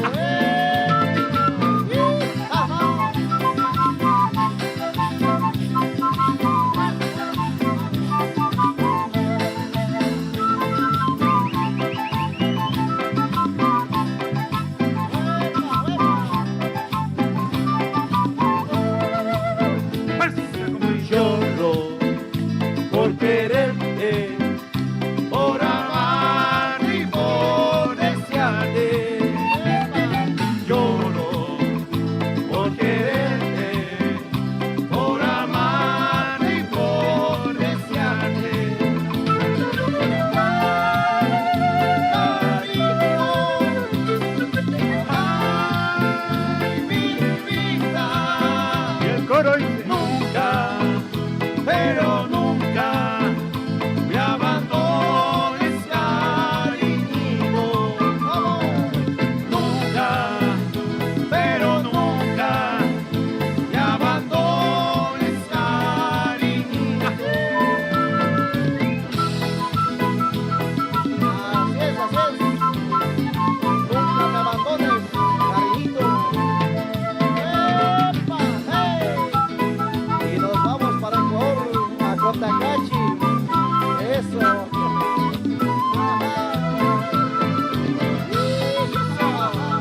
¡Fuerza, Cotacachi! Eso.